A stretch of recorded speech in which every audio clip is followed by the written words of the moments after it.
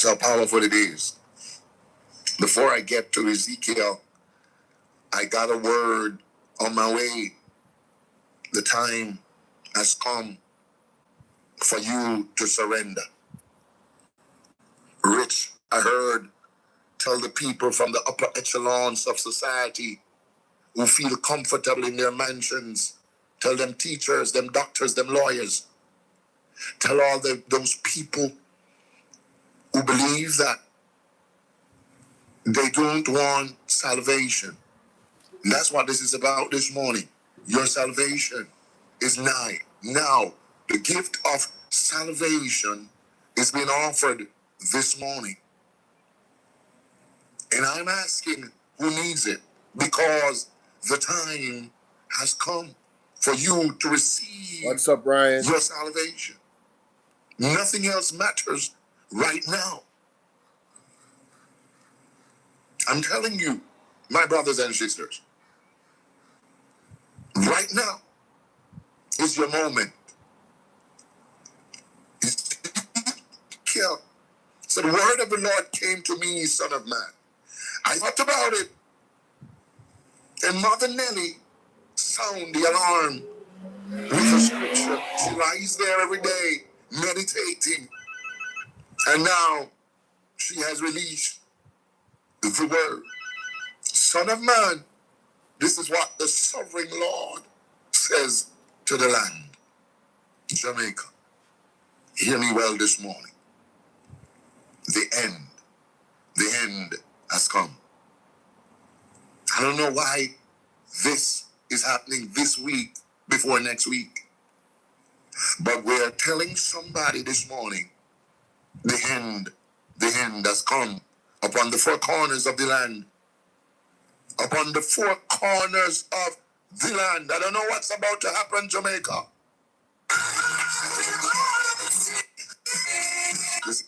On my way to surrender. Rich, I heard, tell the people from the upper echelons of society who feel comfortable in their mansions, tell them teachers, them doctors, them lawyers, tell all those people who believe that they don't want salvation. And that's what this is about this morning.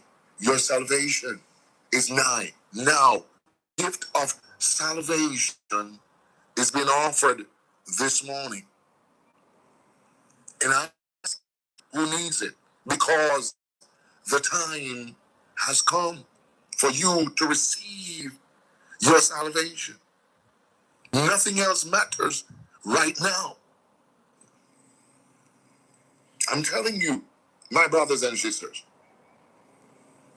right now is your moment.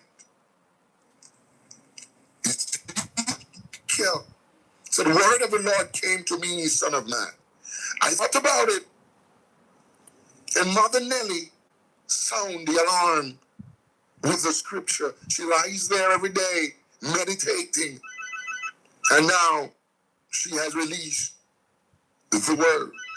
Son of man, this is what the sovereign Lord says to the land. Jamaica, hear me well this morning. The end has come.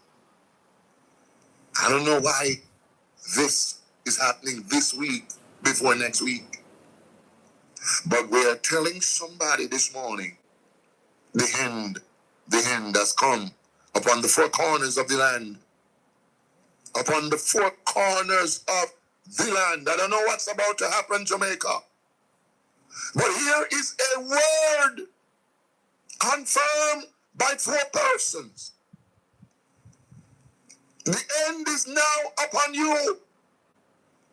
And I will unleash my anger against you. I will judge you according to your conduct and repay you for all your detestable practices. This is a problem of this nation. We have gotten to a place where we enjoy carrying out detestable practices on each other, one another, and on the land. God says, I will judge you according to your conduct, and repay you for all your detestable practices. That means it's not one, it's many. Like and share the stick, we come fast. I will not look on you with pity any longer. I will not spare you no more. The time has come. Somebody, I'm begging you this morning, run for your salvation now, before it's too late. The Lord says, I will spare you no longer. I will surely repay you for your conduct and for the detestable practices that is among you, Jamaica. Lord God, what is this? Somebody like and share this thing. I want a lot of people. Tell somebody, turn on the radio. Then you will know that I am the Lord. Jamaica, some things are about to happen, and you will know who is God in this land. You will know who is in control, and you will know that you have missed the mark, and you have made a mistake, and continue to make it. Jamaica, the time has come. My God. My God. My God. Holy Jesus. Holy God. My God.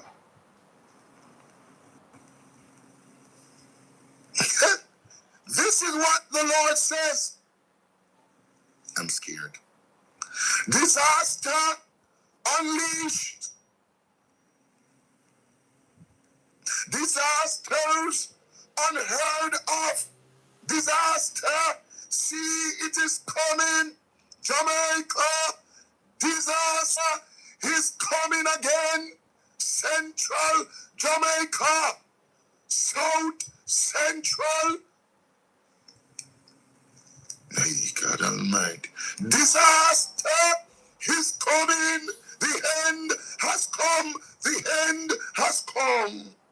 It has rose itself against you. See it come. This week, Jamaicans, social media all over. I hear a hollering. I hear a hush. I hear a scream from Jamaica. When the venom, when the rollout, when the revelations has hit the nation, there will be a numbness. There will be unease, uncertainty, discomfort, disaster. Jamaica, you were warned. Get ready. Get ready. I heard that I must tell you, your God is about to fail you. I heard I must tell you, your God is about to fail you, Jamaica. Your God. Not the God that I'm talking about in the Bible, you know. Wow. Not my God, the God of heaven and earth, the God of Isaac and Jacob, the God of Israel, and the God, no. Your God, Jamaica. Wow. The one you have chosen to be your God, and not the one who wants to be your God. Wow. You have made a choice, and disaster, disaster, disaster. Wow. See, it's coming. Doom has come upon you. Doom, doom, doom, doom upon you who dwell in the land. Those, I'm not talking foreigners who go and come. Those who dwell in the land. What is this? The time has come, the day is near. There is panic. I heard Jamaicans panicking this coming week. There will be a panic. There will be no joy on the mountains of Jamaica. From Blue Mountain to John Crow Mountain. There will be panicking and heels and no joy left in the land.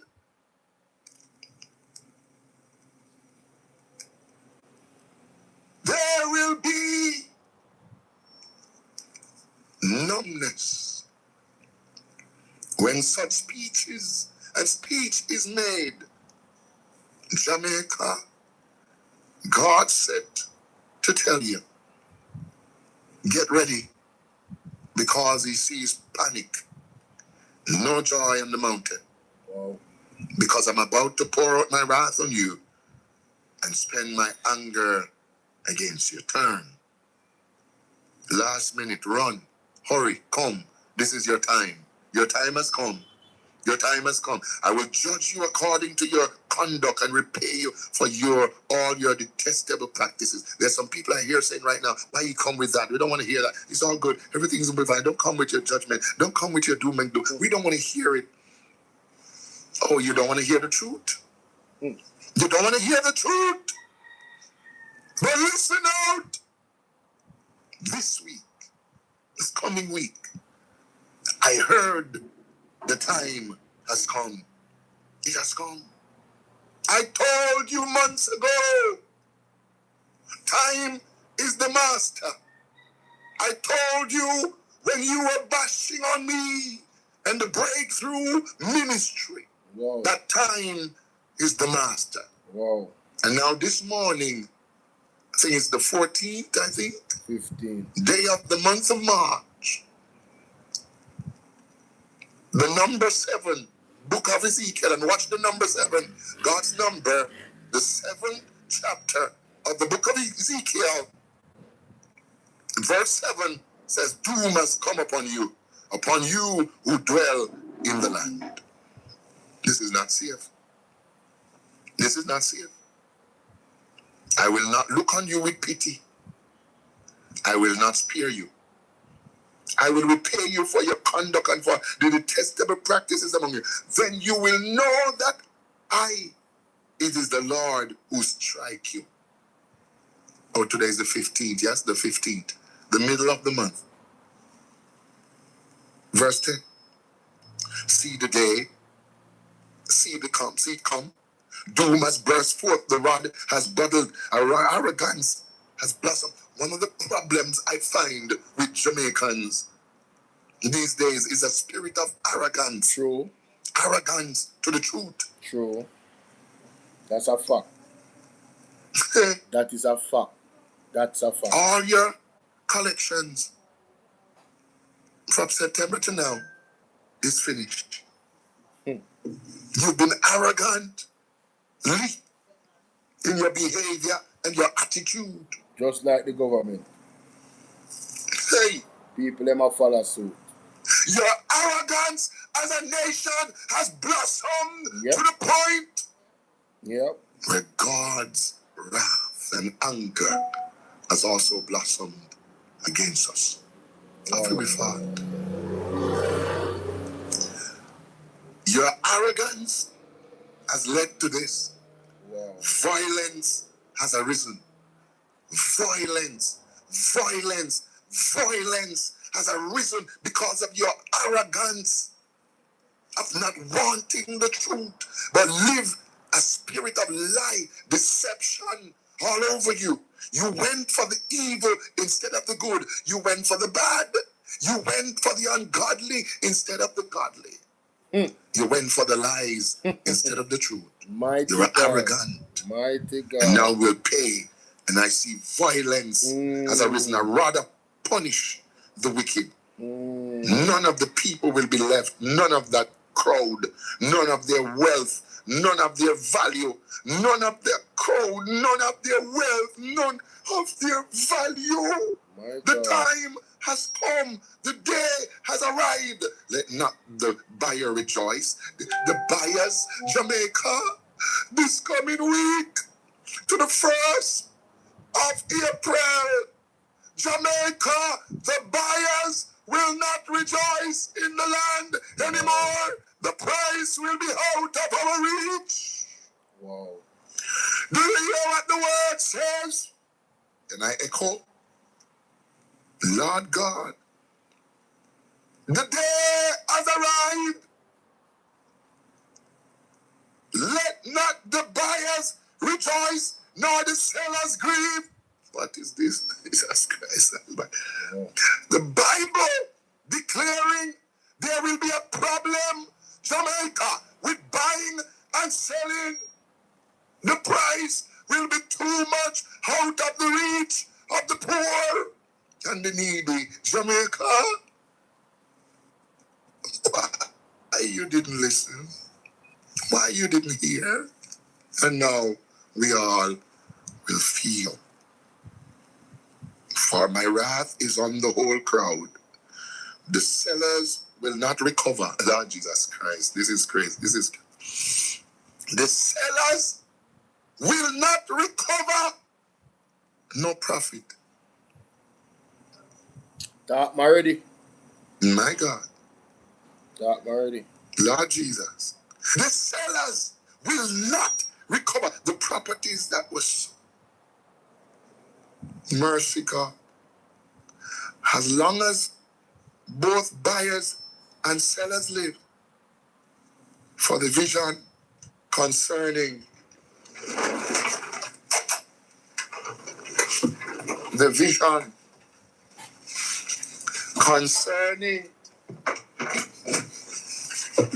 my God, this is not good, you know.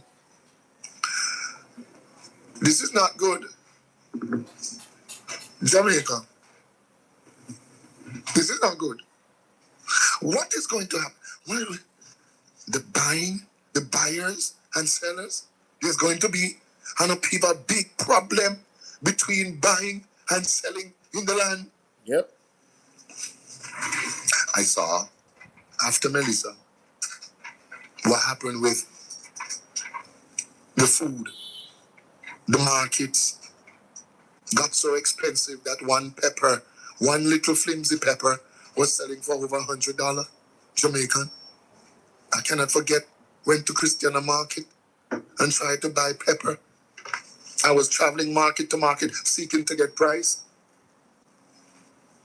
And when I touched down and heard the prices, I almost fell through the ground. But here Ezekiel is stepping us to a place where we're gonna have serious issues here with buying and selling. Yep. What is this? What is not this? Lord God, I need my trumpet. This is serious. I'm shaking, you know, Jamaica. Jamaica, I am nerve enough. My father, Apostle. Yes, Major. Marshall Taylor has joined me. Amen. I am excited that you have joined me because I might have shook out of my seat on this matter. Nothing. On this matter that is occurring here. Yeah. Just a second, let me get Apostle stringed up here.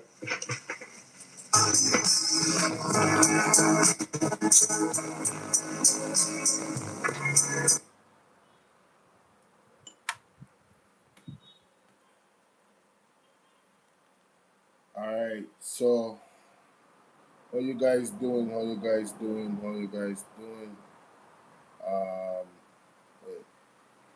you guys doing? Are you guys hearing me clearly over there on OBS? Welcome to the platform, Mr. Brother Bolo VNR. You heard what the prophet had to say, and if you didn't, don't worry. I will be posting it. Lady J, how are you? Karen, how are you?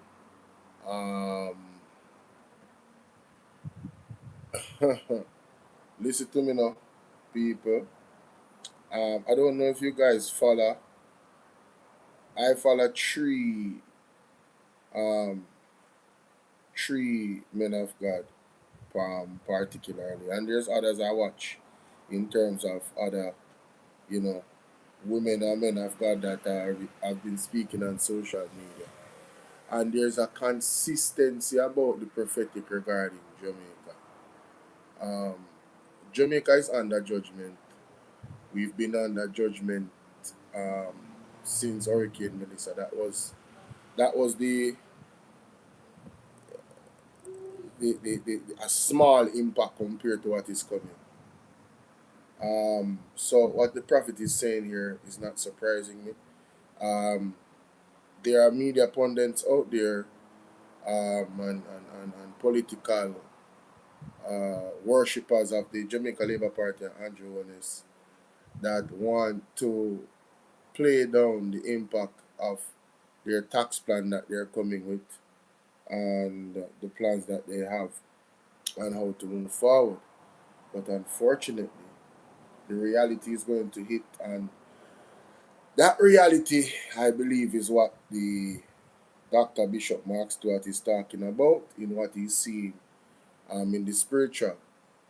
I believe that the people are going to be, for the first time, reacting very negatively to what the government has put forth in front of them, because it's going to go down to the bottom line of them truly not being able to afford food, not being able to pay their bills, literally like way worse than it could have ever been. That's just me. What I'm looking at, you know, and then one of the interesting things that I've heard as well from Apostle Shuttleworth that has aligned with this message as well, the targeting of the rich, the persons that, you know, they worship their money. Money is their God. So they don't recognize the Creator. They believe that, you know, I am financially sound, I am wealthy, so whatever comes, you know, you're going to be able to be okay. I don't think that's going to be the case moving forward. Based on what I'm hearing from the prophetic, it appears as if these people that are wealthy, some of them that worship other gods apart from the true and living God, the God of Jacob, the God of Daniel, they're going to be facing something that they have never really truly experienced before. God is going to, it appears, bring them to their knees on their bellies. You understand? And I don't think we need to try and think about how many ways God can do that, because really and truly some of those ways might be outside of our scope of imagination. So Andrea has been saying, you know, be prepared for what is to come, and for what is to come, be prepared. A lot of people the way to prepare has been given to us, and that is true salvation. That is the preparation. But the people, most of us, who have chosen not to prepare in that manner. And I remember something that Apostle Shuttleworth said. He said, the Lord said, not he said, the Lord said that Jamaica will bow. Either way, 3 days of lockdown, 3 days of fasting, prayer, and repentance, and mourning. He says that Jamaica will lock down either way. Either way, by the hook or by the crook, God is going to bring this country to its knees. And for the remnant, he said to the remnant, they should not fear. They should not worry. Once you have aligned yourself with the Most High, you don't have to worry about what is going to happen to the rest of people. So that is my understanding. Again, make sure that you guys go and support Mark Stewart's page on YouTube. Alright, it's right there on your screen for those on OBS, and for those that are on Bolo Bvrclips and Bolo VNR 2.0 on the virtual. Yeah, man, make sure you go support Reverend Mark Stewart. All right, all right. Let's go into the show now. All right, so ladies and gentlemen, I'm going to be moving forward. Andrew Holness and his government, and him specifically, um, they have been taking advantage. How you doing, Nats?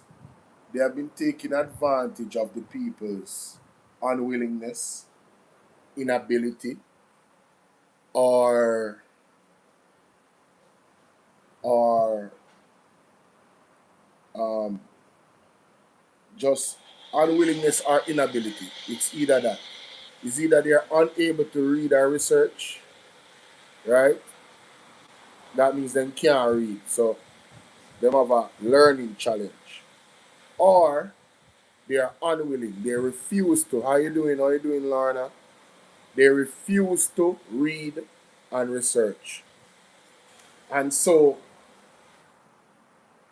he comes to Parliament, he goes on his platform and he spreads propaganda and he spreads lies, ladies and gentlemen.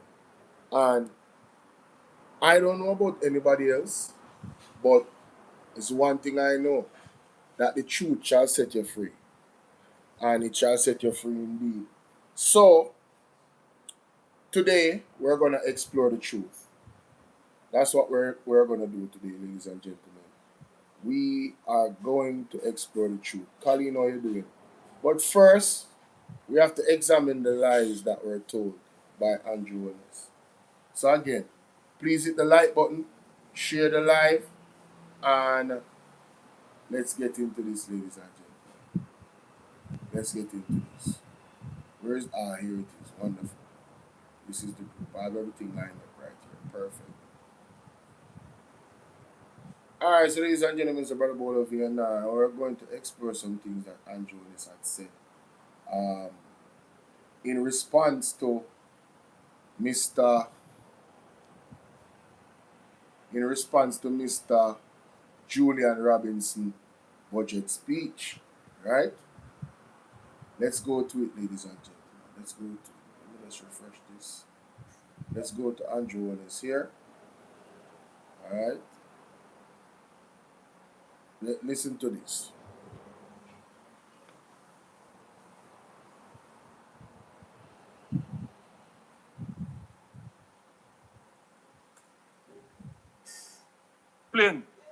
PNP, you are not the father. When it comes to 15-year-old fiscal discipline, PNP, you are not the father. Your name call, but it is another Goling that is the father.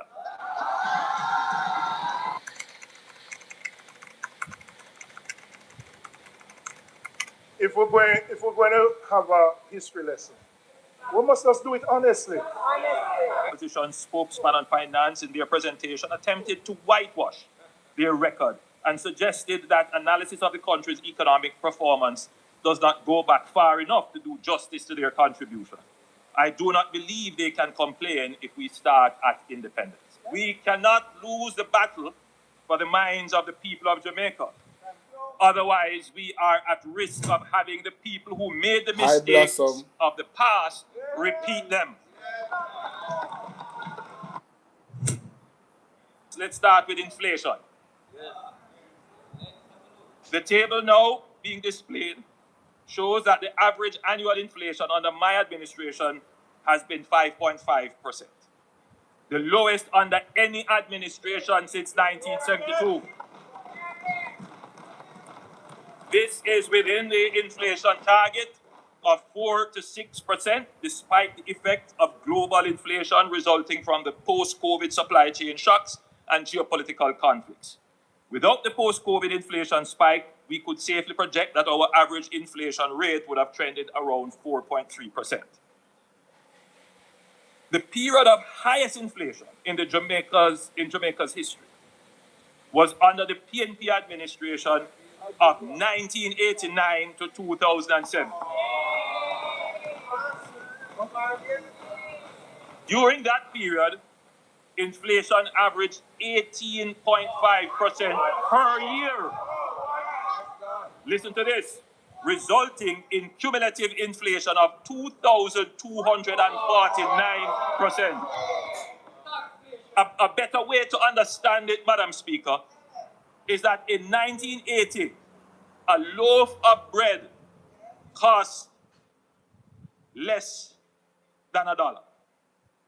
In fact, it costs about 50 cents somewhere around there. But in 2007, it cost $130.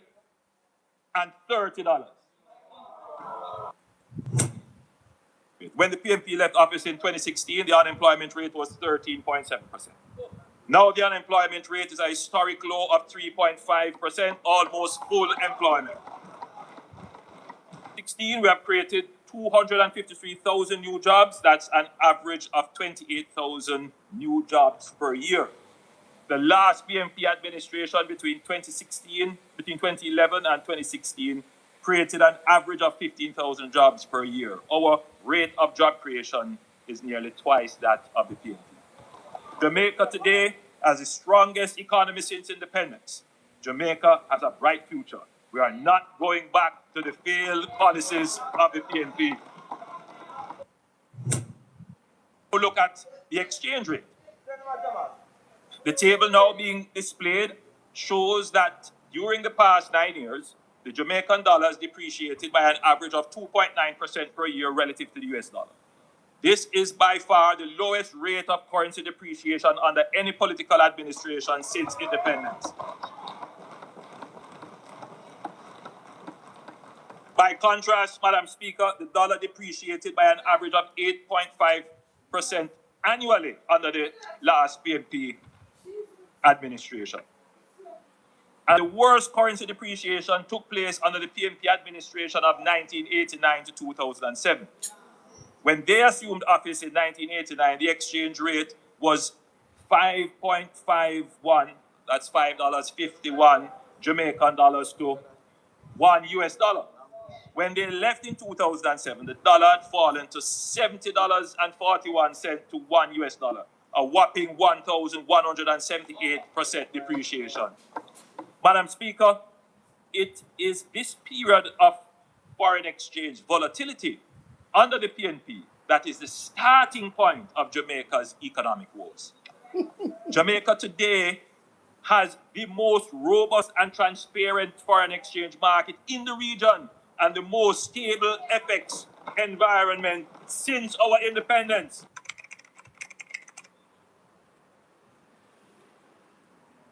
All right, so ladies and gentlemen, Andrew Holness is a diabolical liar. And I'm telling you right now, I am not going to hold back in this one. Andrew Holness is a diabolical liar. Right? You heard what he said about 1989? That this was somehow the starting point of Jamaica's economic woes. Well, let's go back to when Siaga was running the country. Let's go back to the history before 1989. What led up to 1989? Let's go to it, ladies and gentlemen. Let's go to it. This man is a diabolical. You cannot trust this man. His integrity, he has no integrity as a matter of fact. Period. You know, like and share this video. Let's go to Exhibit A, ladies and gentlemen. Let's go to the IMF first. This is the IMF website, yes? This is the IMF lending case study for Jamaica, right? What does this say? Right? Because we're going to go closer to when his administration came in, and then we're going to go further back because he went to both of them. After that exchange in 2010 and yet another IMF support program that went off track in 2011, who was in charge in 2011? Bruce Golding and Andrew Holness, ladies and gentlemen. Right? The country was on the verge of what? Economic meltdown. With no access to what? The international capital market. This is what the PNP is talking about when they said we were closed off. Nobody wanted to see us. Nobody wanted to give us, and the IMF was not talking to Jamaica. The World Bank was not talking to Jamaica. None of those things were happening under the Andrew Holness-led administration. We were on the verge of economic meltdown. Jamaica was once again turned around. Jamaica once again turned to the IMF in 2013 spring for financial support. Who was in charge 2013? Portia Lucretia Simpson Miller. With its preceding weak track record of reform, preceding meaning previously, weak track record of reform meaning the previous administration, weak track record of reform, significant budget financing from the international and development partners was less forthcoming. That means that they never did want to really give us any. Because of that weak track record, Jamaica needed a second debt exchange and a primary surplus of 7.5% of GDP to help stabilize the economy and address a long-standing structural challenge. That 7.5 GDP was the reason why the PNP had to go to the NHT for the $11.4 billion for temporarily, so that they could get to this primary surplus of 7.5% of GDP to help stabilize the economy. It was not meant for a long-standing issue. The point of the matter is the JLP previous administration that Andrew Holness was a senior member of under Bruce Golding was the reason why that happened. The public said enough is enough. The Economic Program Oversight Committee was formed so that the stakeholders from the private sector, unions, government academy, and the media could come together to hold the government accountable for its reform commitments and fiscal discipline under the reform program. With that, as described by Finance Minister Nigel Clark, what began as the IMF program became the Jamaica program with IMF support. Right? So this is us going back to 2010, 2009. This is the Bruce Golding-led administration that put us on the verge of economic meltdown. Andrew Holness was a senior member of that cabinet to the point where he was the one that took lead when Bruce Golding had to remove himself because of the Dodo situation, ladies and gentlemen. This was a pivotal point in our economic history and reputation, one that was destroyed by the Jamaica Labour Party. Let's go back further. Andrew Holness spoke about 1989. It is good to note in this article that I'm going to show you right here, ladies and gentlemen. The individual writing this article is a Labour right, not a PMP. He says Jamaica debunking the myths about the 1980s under Edward Seaga. I am not going to read the full article. You can go for yourself. The man's name is Shalman Scott.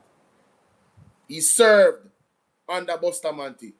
You understand? And he served with Edward Seaga. Right? This man knows what he's talking about. And thank God I'm honest enough, because the evidence is there. So if he did tell lie, we could have found out. Anyway, ladies and gentlemen, it is important to note two things. Right? One, that in 1983, Edward Seaga took a snap election. You understand? In 1983, there was a snap election. I'm going to show you guys. Zin, 1983. It's right here. 1983 election. Like I said, you can go and read the full article for yourself. I am not going to do that because in the interest of time. Right here. This is it. From 1980 to 1983, the JLP under Edward Seaga failed a minimum of 4 IMF tests. Let me say again. From 1980 to 1983, the Jamaica Labour Party government failed a minimum of 4 IMF tests. And as the pressure of rapid deteriorating economy hit Seaga, you hear what that said? As the pressure of a rapid deteriorating economy hit Seaga, he seized on a distraction of the political crisis in Grenada and called a snap election in 1983. So Seaga was running from 1918, right? In call a snap election in 1983. The PNP did not contest the election, ladies and gentlemen. So the JLP had all 60 seats in Parliament, 20 and 21 in the Senate. With no opposition in the Parliament, Siaga began to indiscriminately wield his axe. This included the tax acts as well as his axing of many government departments, resulting in the widespread closure and thousands of redundancies. 18,000 public sector workers lost their jobs. That's not what I'm here to talk about. I just want you to see that Edward Siaga, the man, the Dan for the Jamaica Labour Party, where everybody yell and look up to, he had 60 seats from 1983 and 21 in the Senate. Full control, total control. Right? And with that power that Edward Siaga have, ladies and gentlemen, what happened? Let's go to it. It says here in the article, in 1980, when Siaga came to power, that means previously the PNP didn't have power, Jamaica debt to GDP was 63%. This 63% is where we are trying to get back to now. Right now, where our fiscal discipline and prudence is concerned, so that we can start to grow the economy. The PNP gave him at that.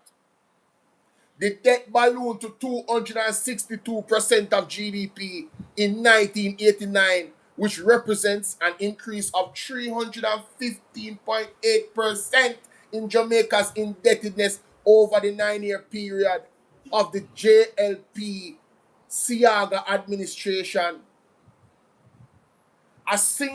Any single-digit growth of the economy in the face of the growth in debt was no particular significance or consequence. Ladies and gentlemen, it was so bad. This is what Siaga left the PNP with to fix. And you have a wicked liar like Andrew Holness put up on film page talking about the 1980s. From 1980, listen to this man. The exchange rate. The table now being at $30. When the PNP left office in 2016, the unemployment rate was 13.7%.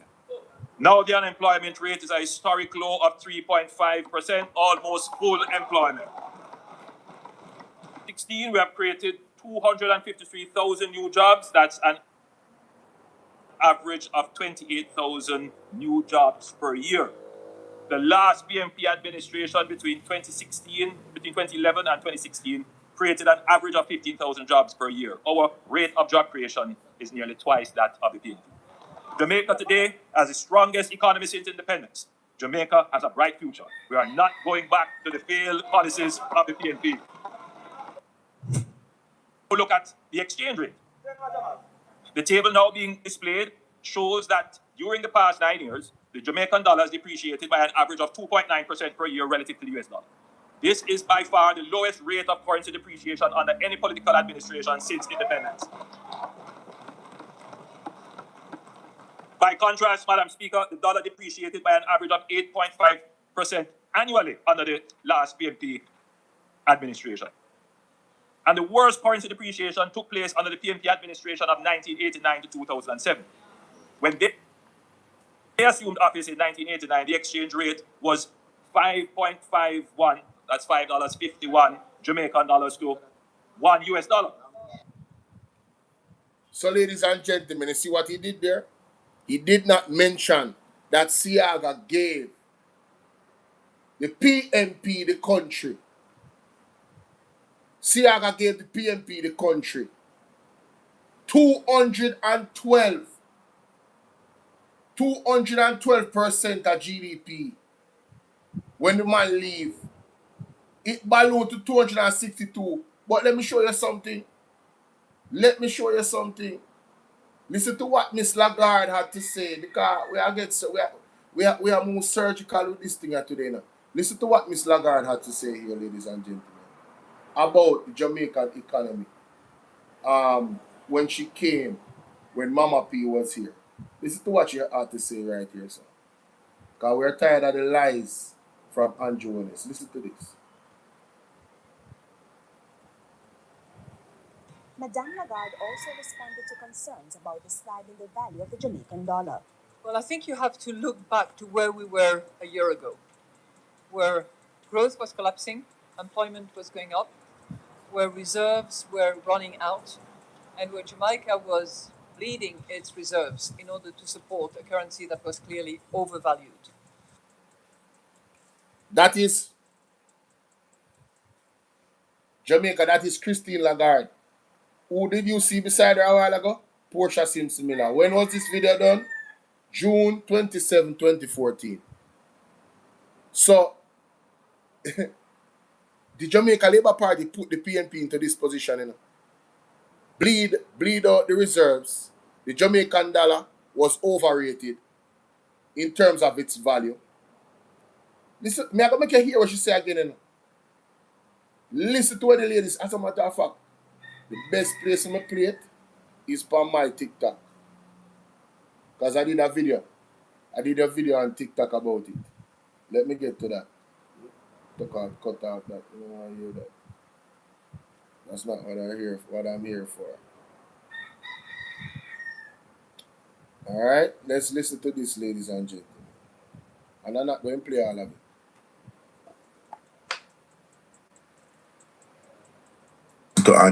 Fiscal. When JLP had all, it is a 9-year period. So Andrew Holness want to say, which prime minister? Capital market. There was an economic meltdown. Jamaica government had to Nigeria Clark. What they got? Jamaica on hear that? Well, I think with that, as I described by Finance Minister Nigeria Clark, what began as the IMF program became Jamaica's program for IMF support. So, the People's National Party did this, and I'm going to take it further. This is Miss Christine Lagarde, ladies and gentlemen. Listen to this. Responded to concerns about the slide in the value of the Jamaican dollar. Well, I think you have to look back to where we were a year ago, where growth was collapsing, employment was going up, where reserves were running out, and where Jamaica was bleeding its reserves in order to support a currency that was clearly overvalued. Jamaica, on hear that? Growth was collapsing, unemployment was increasing rapidly, and the reserves were depleted to zero. That's what the Jamaica Labour Party left us.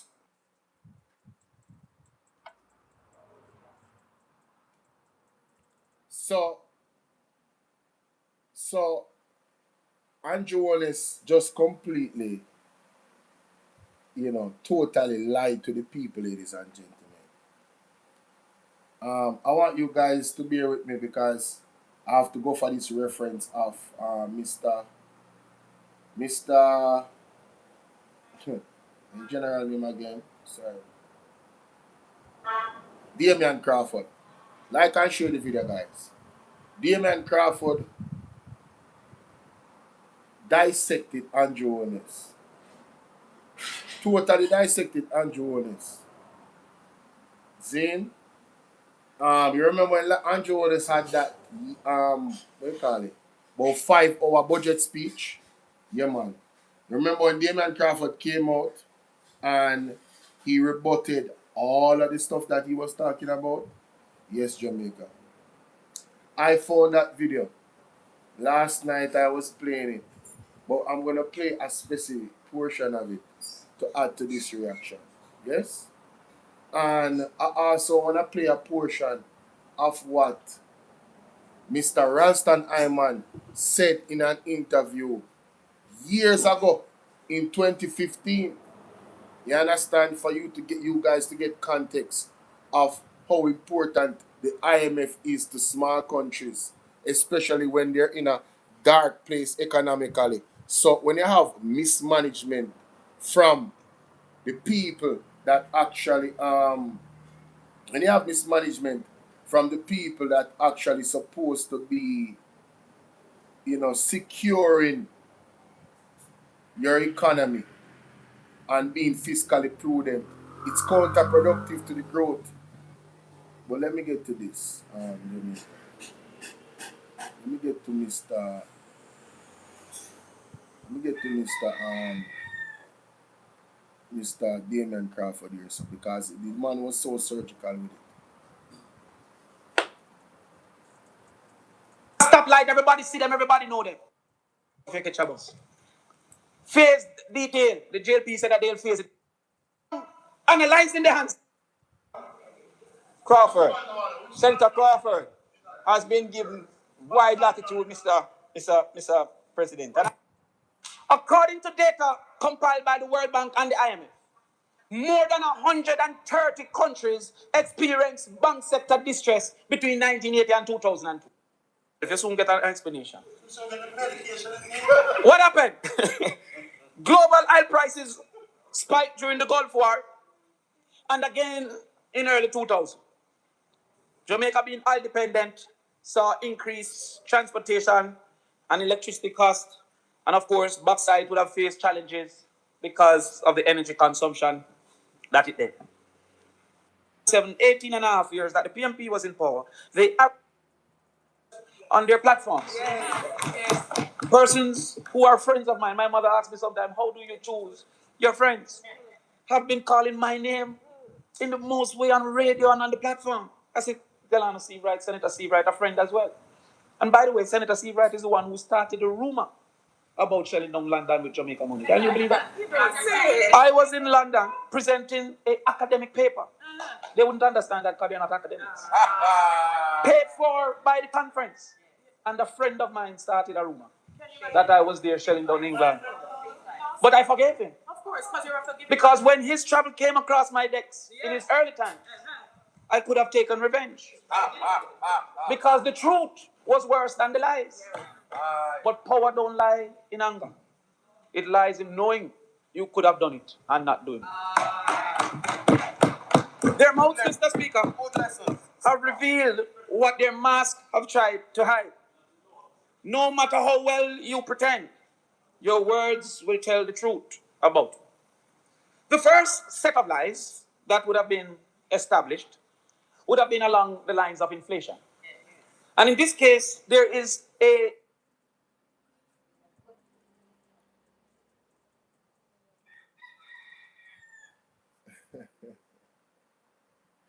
So, like I told you, I'm going to be very surgical with this. Damien Crawford exposed Andrew Holness' set of lies that he told. Not only did he tell the set of lies, but he repeated it recently in defense of the ass whooping, right, that Julian Robinson gave him in his budget presentation. The man has no shame. He has no boundaries. This man cannot be trusted. If you are on an island and Andrew Holness is on the island with you, worry. Worry. You're not safe. The man cannot be trusted, ladies and gentlemen. I would not want to be on an island nowhere and Andrew Holness alone upon the island. The man cannot be. Man can't lie, someone. Listen to this. Listen to the lies that Andrew tell about inflation and how Damien Crawford is going to debunk those lies in real time. Listen to this. The first set of lies that would have been established would have been along the lines of inflation. And in this case, there is students, I want you to look, there's a line there called total inflation, which is the addition of all the years of inflation. It was put there to indicate that there was a period of PMP governance that had such a large level of inflation that it was 2,249. Mm-hmm.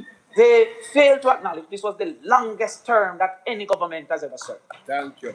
And so therefore, over 18 years, they sought to compare with 4 years. Mm-hmm. And therefore, the accumulated level of total inflation was an unnecessary segment in this table. The average annual inflation speaks, where it speaks to 18. Sorry. All right. Just hold a second. Hold a second, please. Senator Brown. All right, have a seat. Have a seat. All right. All right. And where it's going? So the standing order says that whilst a person is presenting and speaking, that he should be heard in silence. All right. So times, but yes.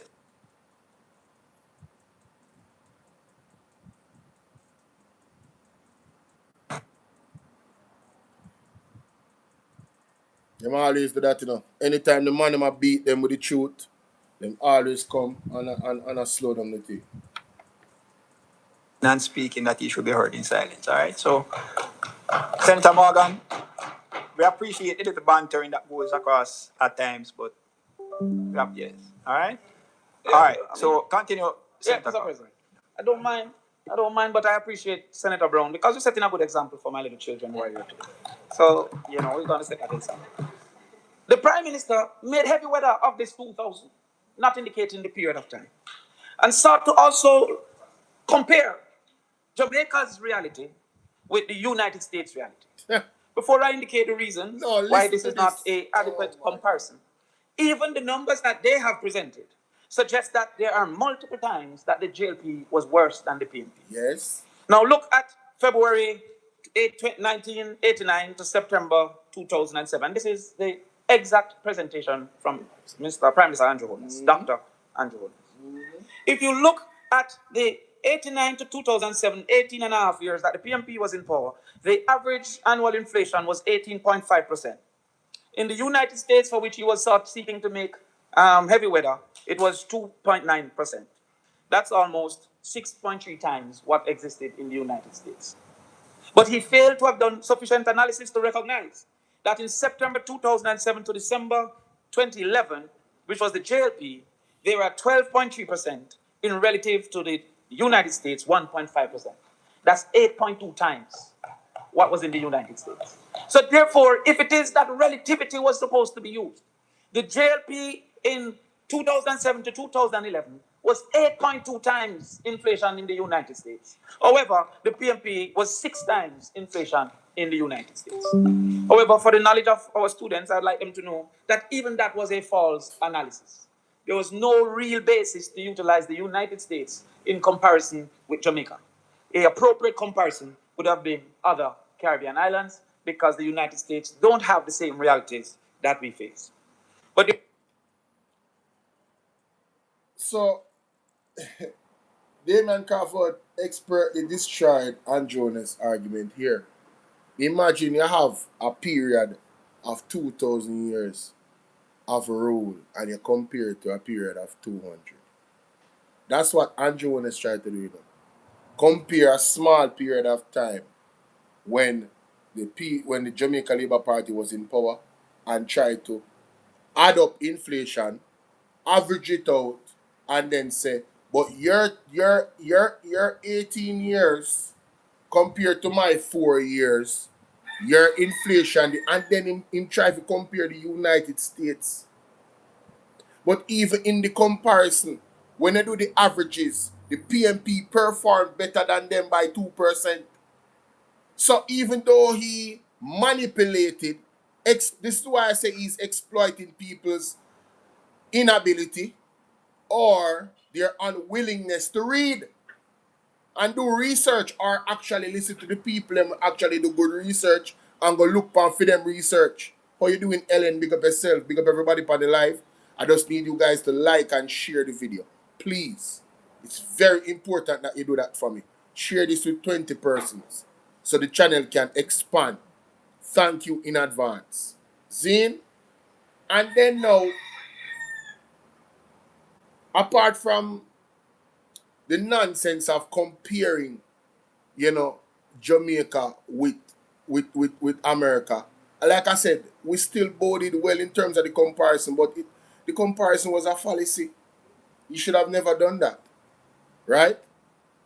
You should have never done that. If you, listen, the best comparison you can give right now, if you compare the first 10 years of P.J. Patterson's rule compared to Andrew Holness' first 10 years of his rule, then you have an argument because those are pretty close together in terms of timelines.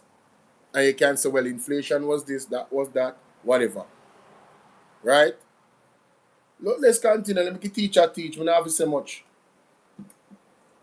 There's even more information in the slides that the Prime Minister presented. In the slides that the Prime Minister presented, it proved that he had the worst performance since he got the baton. Indeed, in 2002, 2007, the inflation was 18.5% on average. The Bruce Golding government received the baton and reduced it by 6.2 percentage points and carried it down to 12.3%.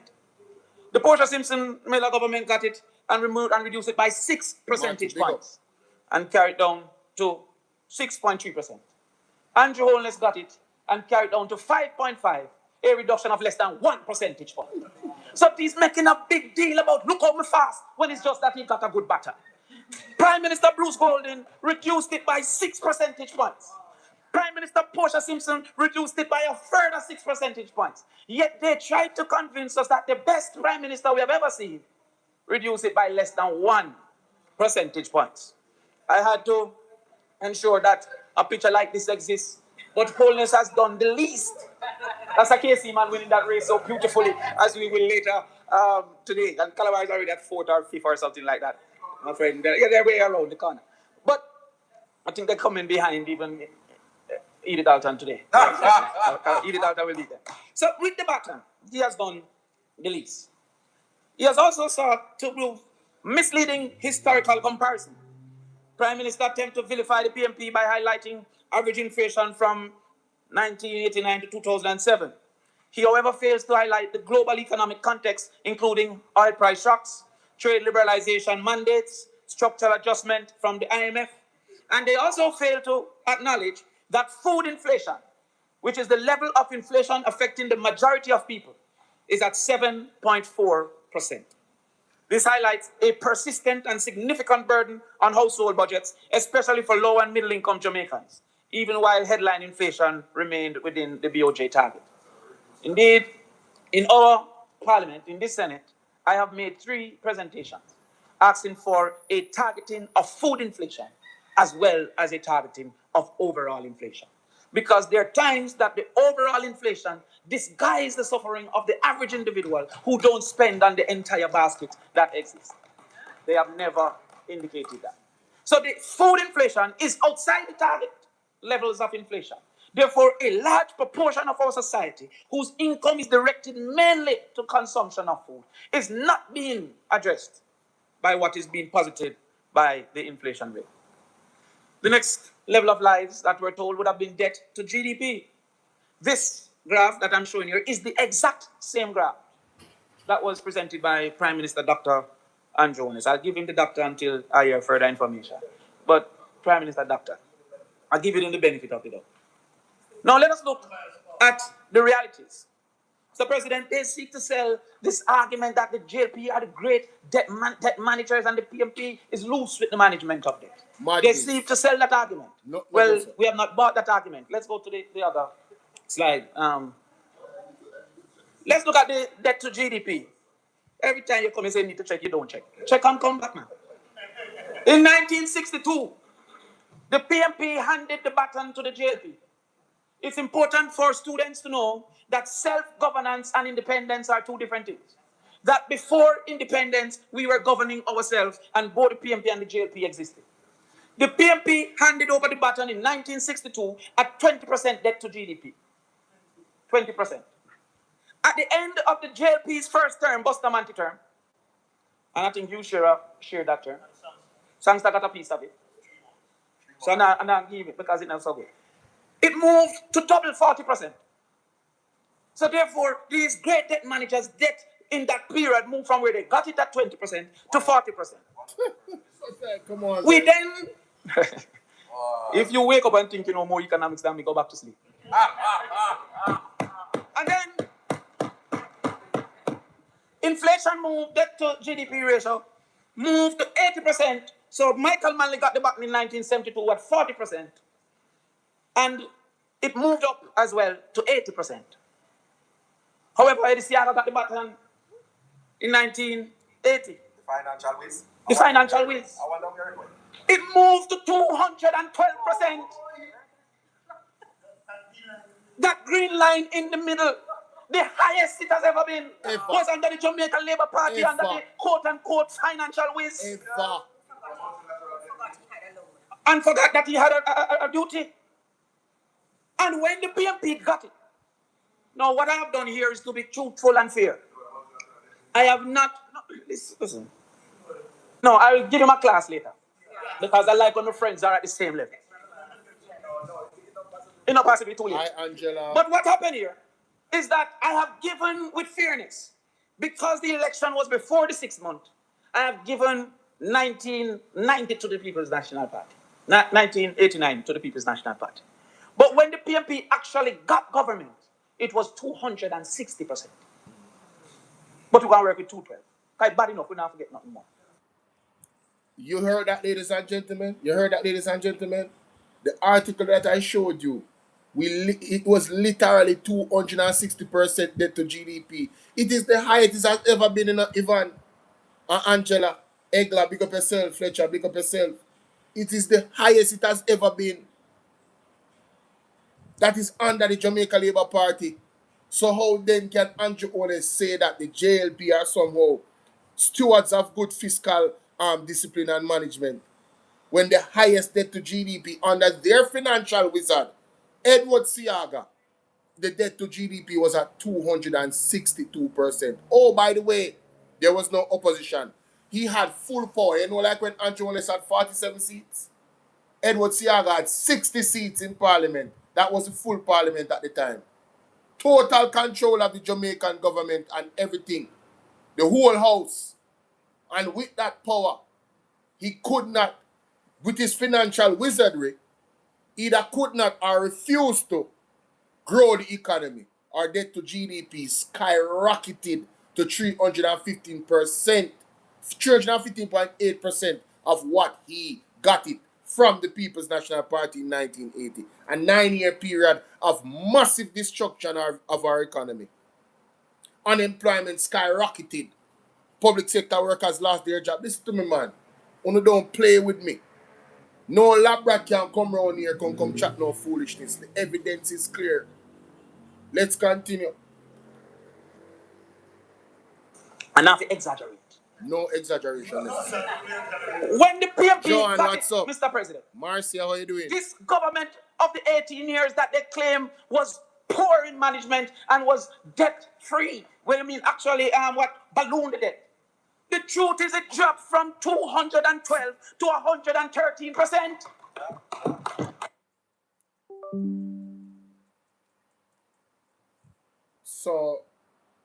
So you guys see how Andrew Holness lied by omission? He did not tell us where we got the debt to GDP from, you know. He started from where we brought it down to then compare, because context matters. Hashtag stop lying. I want everybody to put hashtag stop lying in the comment section. Tell Andrew Holness to stop tell lie, brother. We are beating with the hammer today, with the sledgehammer. You understand? That one that comes straight from the events. The truth shall set us free. I'm wanting to watch him this blouse and skirt Thursday, you know.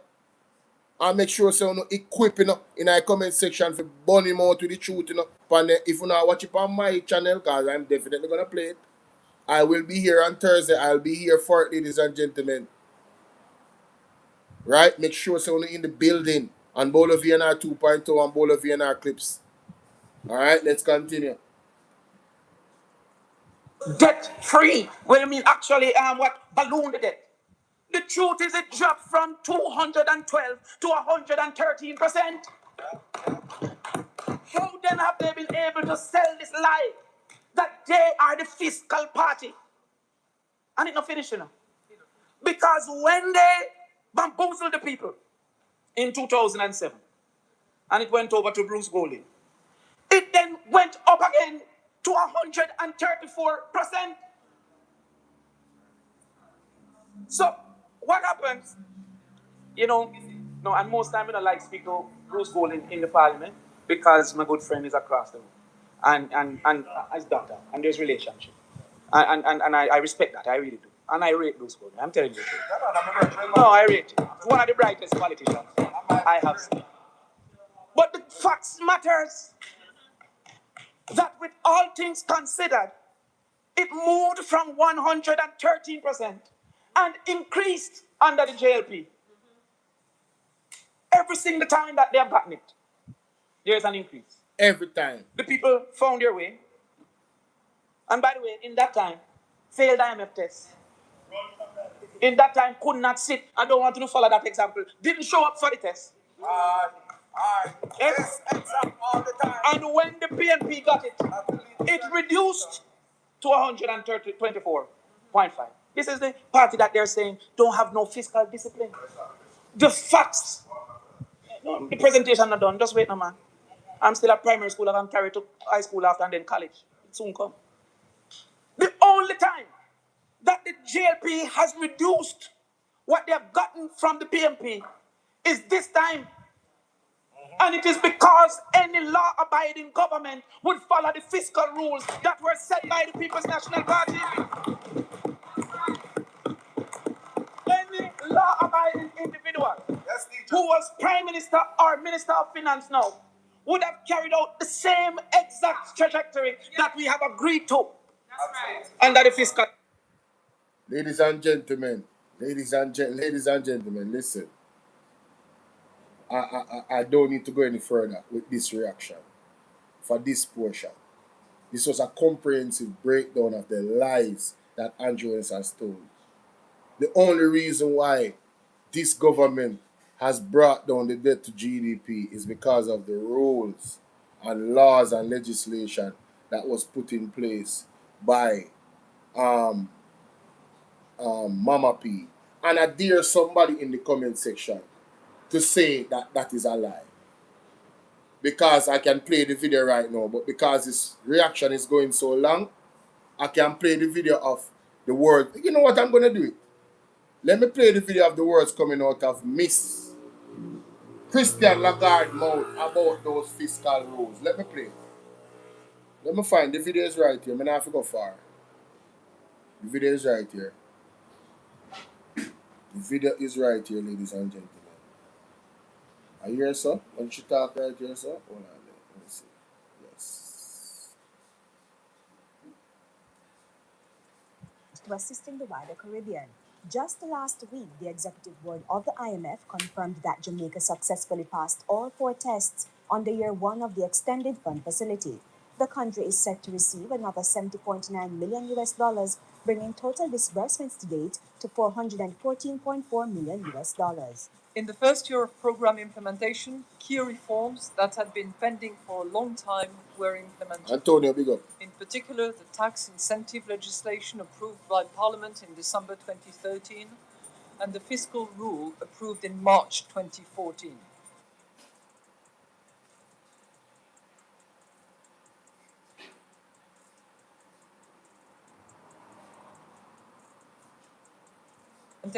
Key reforms that disbursements to date to $414.4 million.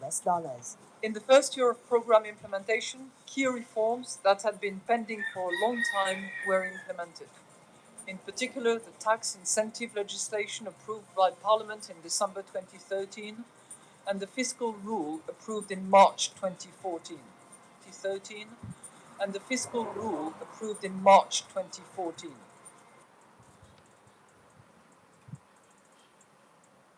Ladies and gentlemen, who was the Prime Minister in 2014? Portia Lucretia Simpson Miller. When was this video made?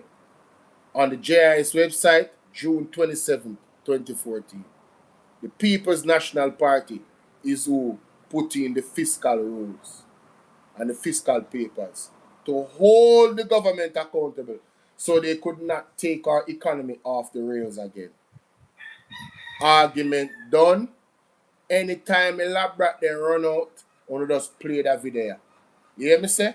All the evidence you need to destroy the idiot argument that they come with, or what they're going to try to lie about in Andrew Holness' first video, all of that was just debunked a while ago, ladies and gentlemen. Moving on to the next one. Get this video to 5,000 likes. Don't play with it.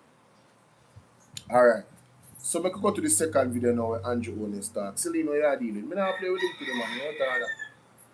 What about that? What you say?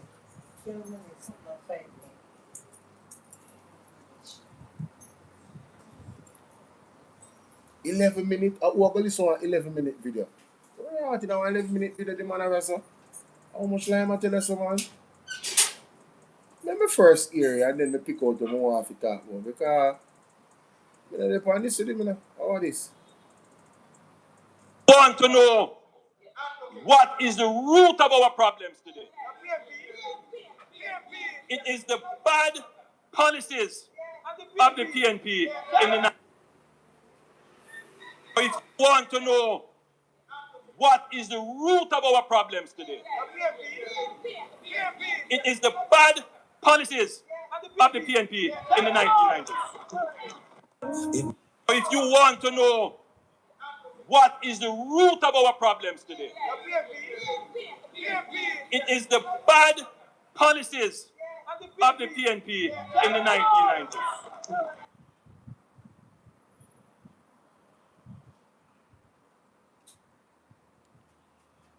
I don't think I need to do a video.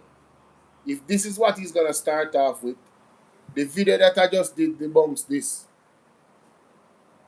The man said the bad policies of the PNP in the 1990s.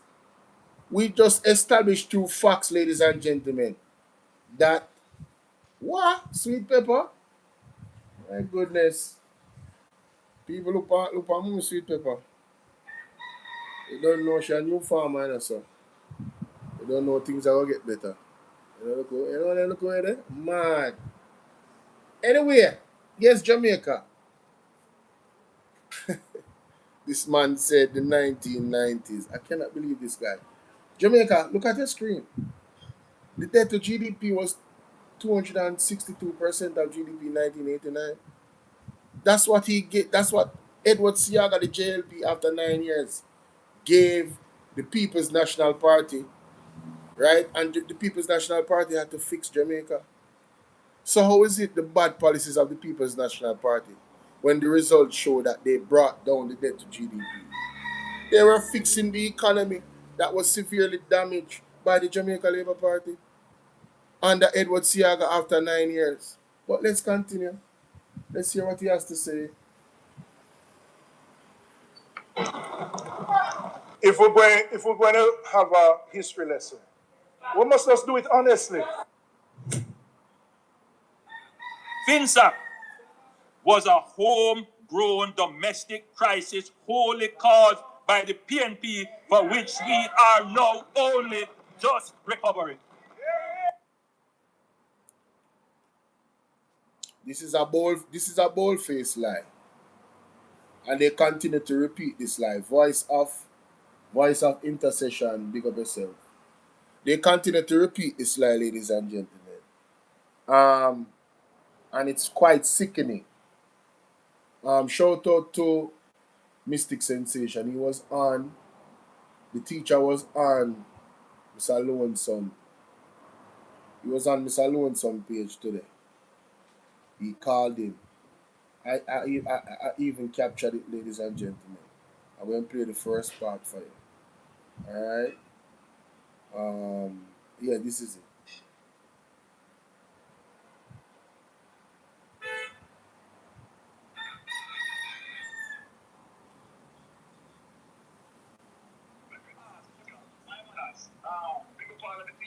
Right, in a chat will continue to tune in.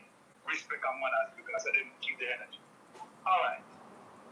Let us ask a question, Yes. We are speaking right now in Jamaica. Everybody who tune in. Mm-hmm. I'm going to ask 2 questions this morning that would now be able to re-energize, right, people's mental capacity.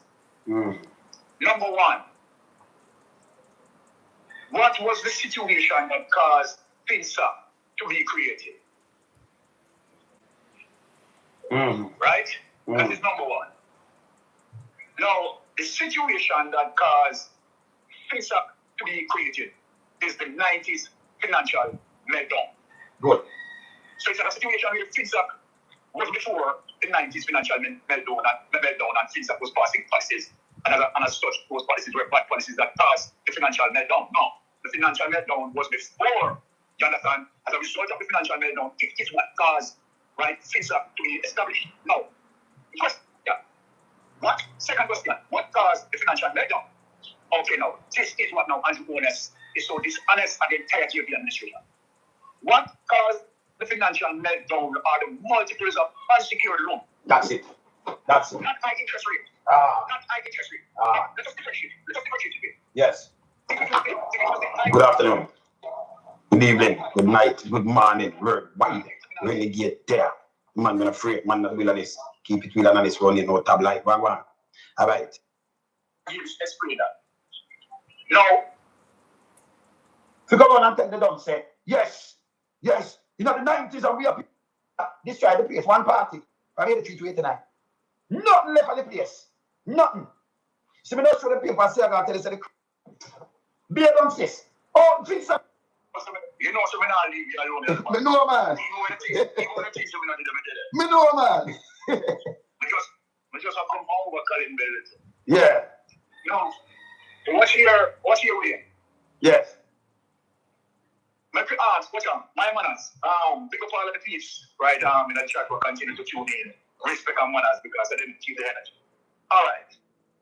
Let us ask a question, way. Yes. We are speaking to critical thinkers. Yes. Right now in Jamaica. Everybody who tune in. Mm-hmm. I'm going to ask 2 questions this morning that would now be able to re-energize, right, people's mental capacity. Mm-hmm. Number 1, what was the situation that caused Finsac to be created? Mm-hmm. Right? Mm-hmm. That is number 1. Now, the situation that caused Finsac to be created is the 90s financial meltdown. Good. So it's not a situation where Finsac was before Hey, the Lincoln, 90s financial meltdown and Finsac was passing policies. And as such, those policies were bad policies that caused the financial meltdown. No, the financial meltdown was before. You understand? As a result of the financial meltdown, it is what caused, right, Finsac to be established. Now, first, yeah. What? Second question. What caused the financial meltdown? Okay, now, this is what now Andrew Holness is so dishonest at the entire JP administration. What caused the financial meltdown are the multiples of unsecured loan. That's it. That's it. Not high interest rate. Not high interest rate. Let us differentiate it. Yes. If it was the high interest rate, why the other banks that the JP criminals did not involve in? Why they never go on? Why they not go down? Yeah, why those banks did not collapse? All right. Why those? You understand? Because those banks, right? All banks were facing the high interest rate. Yes. So the argument about the high interest rate, not cut it. Yeah. You understand? Totally wrong. Yes. Right? And I'm going to explain that. Now, they had done their research, and based on the research, they're talking about the high level of unsecured loan. That's it. Let us get deep into it now. Let us get deep into it. Who is the principal person who deals with unsecured loan? Billions of dollars in unsecured loan. Dan Crawford. Yes. Who is Dan Crawford? Dan Crawford was the person who was associated with Siaga. Yes, Dan Crawford had done with the banking system was he had given himself Dan Crawford, a level of corruption, himself Dan Crawford, and many of his friends and teams, right? Unsecured loan. Not only that, you know who gets unsecured loan? Yes. You know who gets unsecured loan? Edward Siaga. Of course. Edward Siaga. So that's why you find say they don't want to release the Finsac report. Yes. Because Edward Siaga get roughly about, I think it was what, 23 million US. Yes, something like that. 23 or 32. One of them. 23 million US dollars That as a matter of fact, that crap will just take up the money and just give it to Siaga.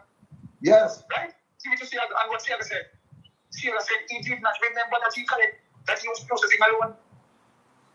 That's it. Jamaica, when I tell you, say, the labor, they don't want to see me today. It means they don't want to see me today. We are going to be surgical with this. Them two out of order, Andrew Holness two out of order talking about Finsac. The Finsac argument get destroyed, Jamaica. Excuse me. The Finsac argument get totally destroyed. You hear what the man say? Unsecured loans is what caused that situation. 23 million US dollar and you never remember say you borrow it? No wonder we have the situation in a 1980 to 1989 under Edward Siaga. The man was losing his mind from early. Where you don't remember him did senile or something. And I mean no disrespect, but you forget $23 million US in a one loan. If somebody lend me $1,000 yard from forgot. Much less 23 million US. And you're a financial wizard. You are the totem pole of the Jamaica Labour Party in terms of economic wizardry. Unsecured loans, ladies and gentlemen. That means, you know what that means? The loans was given when there was no security to ensure that the money would come back. That will destroy any economy.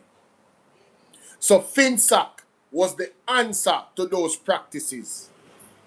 Because everybody would have lost Jamaica. Everybody would have lost if the PMP did not step in with Finsac. There's also another argument around the Finsac thing. Zane and Mr. Andre Horton and also Damian Crawford had Damian Crawford and Mr. Andre Horton. Andre Horton was the first person I saw talk about it, but Damian Crawford spoke about it in Parliament in the same video that I just played. What I'm going to do is, because I'm being so surgical today, we're not going to leave any stone unturned, Jamaica. No stone will be left unturned. So let me find the exact portion of that video. Zane, let me find the exact portion of the video.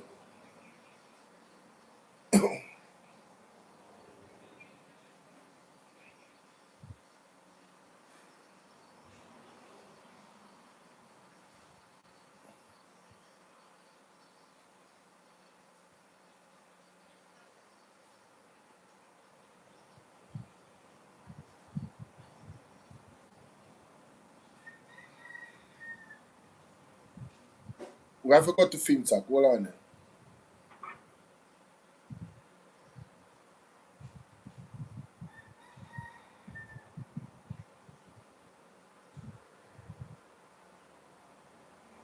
Yes. Listen to this.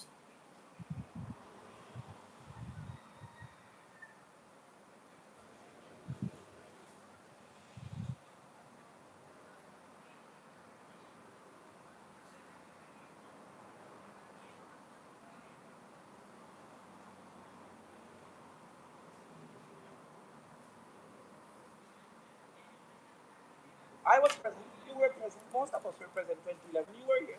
You were here. Yes. Most of them over there were here. They were in the shadows. They were in the shadows. In the shadows. At that time, Dana was our party. We was PMP that time. They took it from 113 to, you were speaking at the job, 134. So therefore, this argument of debt, mismanagement, and non-fiscal, the numbers don't show him fiscal rules that he suggests. Ready again? If it is I don't give them that one. That one is exaggeration. Give me another one. Exaggeration. I'm not going to exaggeration. They're claiming paternity. We have a name for it. They're claiming paternity for Jamaica's fiscal turnaround. And they say that the period 2007 to 2011 is proof of that paternity. First of all, let us acknowledge that nothing to do with style and safety. Remember last year in this house, I come and say, the paternity and Andrew's not the father. The man take the style. They take the plans. They take the ideas and the style. And then over-promote the style and say that he's a good communicator. He raped my man. The IMF refused to give them anything more. February 2010, Jamaica entered 2010. Dudley Shaw was the one speaking. He was speaking on behalf of the entire Jamaica Labour Party. Senator Croft said it. That Minister Delroy Chuck said, "I will legalize Obia." Is that what the JP going to do? It turned you off track. What were the reasons? Slippage in meeting fiscal targets, the one that we set and meet every time in 2011 to 2016. They're saying that we are less fiscally responsible when the evidence said we met all our fiscal targets than those who did not. What can go so? And then it says, okay, well, I'm glad you know. I'm glad you know. February 1989, which we had. Hurricane Ivan was in 2004. Hurricane Dean was in 2007. Destroyed crops, infrastructure and homes, created food inflation, reconstruction costs. The PMP had to deal with that. The EU ACP agreement ended. Now, because we were, what you call that again? We were colonies. We had a preferential treatment where we sell our bananas at higher prices. So Britain was saying, we're going to pay some repayment for what we have done. And they did that with special banana prices, special sugar prices. Senator Crawford, address me now. Oh, you want to learn too? All right. So they did have special banana prices, special sugar prices. When Chiquita and Dole, Mr. President, research Chiquita and Dole, carried up. What I want you to do is address the bill before me. That's what I mean. What you are doing, I want you to address this. On the can't take these licks. What you are doing really, right? The Prime Minister we appreciate it, you know. Things is the Prime Minister graph. We appreciate it. But see the time. You know, I'm no lick figure. Almost. You have Finan. 1 o'clock. You can't take these licks. Chiquita and Dole went to court. They carried Britain to court and suggested that this was against WTO agreement. When they won that case, the British had to end preferential treatment for sugar and banana. Because we were dependent on those preferential treatment, that is how banana died quickly. And thereafter, sugar also died. Led to job losses, rural economic decline. In that period up to 2007, there was also 9/11. These people forget. Like it's them alone. In 9/11, when the planes crashed into the World Trade Center, this was September 11, 2001 it was.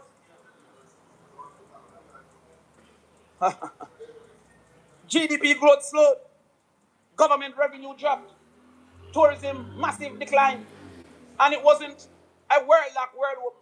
It was a fear of trouble that permeated the world. Yeah, man, blessings, thanks for joining, man. But in spite of all of that, in the period 1989 to 2007, the PMP ended IMF borrowing relationship and passed 12 consecutive IMF tests. The IMF test has been used over the last 9 years as a proxy of good governance and fiscal responsibility. Yet the passing of 12 IMF tests in that period is ignored to say that they were fiscally impossible. The same reality. Macroeconomic reform happened. They managed the fiscal sector crisis through Finsac, protected over 1.5 million depositors who had money in the bank, and 570,000 policyholders.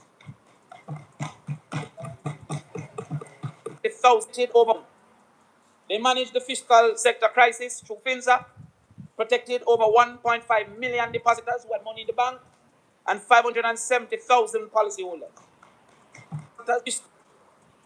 Macroeconomic reform happened. They managed the fiscal sector crisis through Finsac, protected over 1.5 million depositors who had money in the bank, and 570,000 policyholders.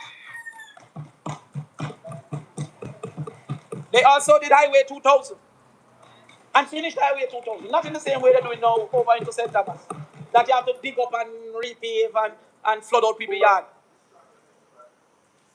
Airport modernization, water, energy and telecommunications improved, housing and land reform. In that period, the PNP government built 150,000 houses, include completion of Greater Portmore with over 10,000 homes. And that was in 1995 alone. 58,000 families received land titles under what they are trying to malign, the Operation Pride program. Health systems strengthened. National Health Fund was established by the People's National Party. Major hospital upgrades. KPH, Mandeville, Spanish Town, Bustamante, Maypen was built, and Mandeville was built, upgraded. And at that time, there was no cost overrun to the tune of Cornwall Regional. Mighty God. They are telling us that a group of individuals that told the country that Cornwall Regional will take 2 billion to fix.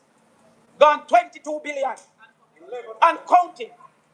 And they are fiscally responsible. Beg some protection. None of. So people wanna hear the portion about the Finsac.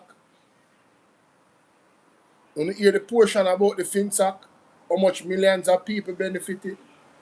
That would have lost everything. Let me play that again. Government revenue drop. Tourism massive decline. That IMF borrowing relationship. The IMF test has been used.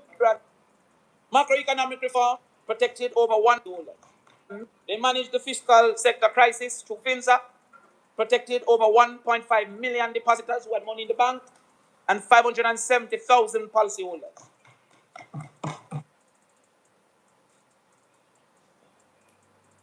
So, Finsac, ladies and gentlemen, was the solution to the problem. Not the problem. They spin it on the people and trick the people. Zane, I could go into more what Andrew talk about in this video. So.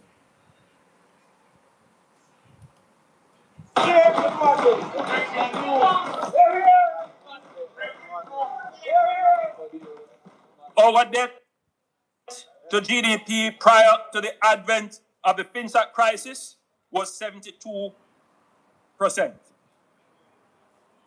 The government at the time established Finsac to bail out the collapsed financial institutions. This bailout cost the country 42% of GDP. In other words, 42% of what we produce in any 1 year, we had to take it to pay for Finsac. By way of comparison, the US government's bailout intervention during the global financial crisis of 2008-2009 was only 9% of their GDP. So you see the magnitude of the scale of Finsac relative to the size of our economy. Within 6 years after the establishment of Finsac, our debt spiraled out of control from 72% of GDP to 130% of GDP. Let us let that sink in. Finsac was so bad enough that it moved the debt to GDP from 72% to 140 or 130 something percent according to Andrew Holness. Because I don't believe nothing when him say. I have to go look back on that. But I want to make this point. That was still significantly less than the 262% of debt to GDP under Edward Seaga, when he had the entire parliament in control. His government was the government. There was no opposition. But still, our debt to GDP was the highest it has ever been. How can the Jamaica Labour Party claim fiscal discipline when they have the worst record of it historically? How can they claim it? They caused the problem to create that made the PNP respond with Finsac, you know. These unsecured loans, you know. In fixing the problem, they are criticizing the PNP for fixing the problem that they caused. Obviously, there would have been some type of effect on the debt to GDP. It was obvious. But the debt to GDP still did not pass or reach anywhere close to Edward Seaga debt to GDP. Edward Seaga debt to GDP was still more than 100 and something percent over. How much is 140 from 162? 120% over what Finsac response was to the problem of the JLP. The effects of Finsac in terms of responding and helping. If let's put it this way, if Finsac was not created, the debt to GDP would have ballooned even more. That's a fact. It would have ballooned even more, Jamaica, because of all those millions of people that would have lost everything and not regained anything. In this case, it's better to get back something than not have nothing at all. Again, the problem was caused by the JLP. These unsecured loans by friends of the Jamaica Labour Party and these banking entities. These unsecured loans that Edward Seaga benefited from. 23 million US dollars that he did not remember that he was supposed to pay back. He never knows him when a service a debt. How you doing unknown, Libra? What the hell can go so? And the man, them have the audacity, the unmitigated gall, to turn up in a parliament within 5-hour budget debate last year and then get a ass whooping from Julian Robinson and come out here responding in this manner. What he did was somebody clip up this thing, you know, and put on him in social media page, you know. After Julian Robinson destroyed the entire administration, you know, and showed them up, you know, gave tangible solutions, you know, to not tax the hell out of us, the people, you know. And now, I guarantee that Andrew is going to come Thursday and try to validate putting extra pressure on the people of Jamaica with more taxes. Mark my words. That's exactly what he's coming to do. Mighty God. Let's continue. Almost doubling. That caused interest costs alone on the debt to consume almost 70% of tax revenues. So just the cost to pay for the debt, the interest at one point cost us 70% of all the tax revenues that we collect. If you add public sector wages to that and other things that you have to pay for out of tax revenue, then you basically would have no money left. You would have no money left to fix roads, no money left to build schools, no money left to repair clinics, no money left to pay for water. So if you ever wondered, you know, if you ever wondered why we have so much infrastructure that has been left unmaintained and now falling apart, if you ever wondered why things are the way they are, if you ever wondered, you know, Madam Speaker, it's an important point that needs to be made. Because the average man listening might, in the background of the shrill of noise that we hear, this might go way back in their memory. And they see a pothole emerge in a road, and they wonder, why doesn't the government fix that pothole now? But they will never stop and reflect on a very important point, Madam Speaker, that when this road was built 30 or 40 years ago, what should have happened is that there should have been a reserve maintenance programmed into the budget, matched with the what they call the engineered life of the road, that as a little crack emerges, out of the revenues that you have, you go and you use some tar chemical and you seal that crack. So no pothole appears. But that road that you are looking on now, that the potholes are all emerging, they weren't maintained. And the reason why they couldn't be maintained is because we had to take almost 70% of our tax revenues to pay for the bad policy choices of the PNP during the 1990s and Finsac. This man has no shame. This man want to blame the 2025 bad road them on pothole from the 1990s. Then if we are to play this game, ladies and gentlemen, when they're home, how can she stand to listen to that voice? Saturday. Ladies and gentlemen, no, but seriously, Andrew Holness want to blame the 1990s. See? Then if we're gonna blame the 1990s, we can go back to the 1989. We can go back to 1980s then. See it there? That's where it all started under Edward Seaga with a 262% debt to GDP. That abyss that Edward Seaga put us in. We can go back to this. You understand what I say? We can go back to this. Oh, sorry, I want to now see it's a good over there. See there? See there? The debt to GDP ballooned to 262% of GDP in 1989, which represents an increase of 315.8% in Jamaica's indebtedness over the 9-year period of the JLP Seaga administration.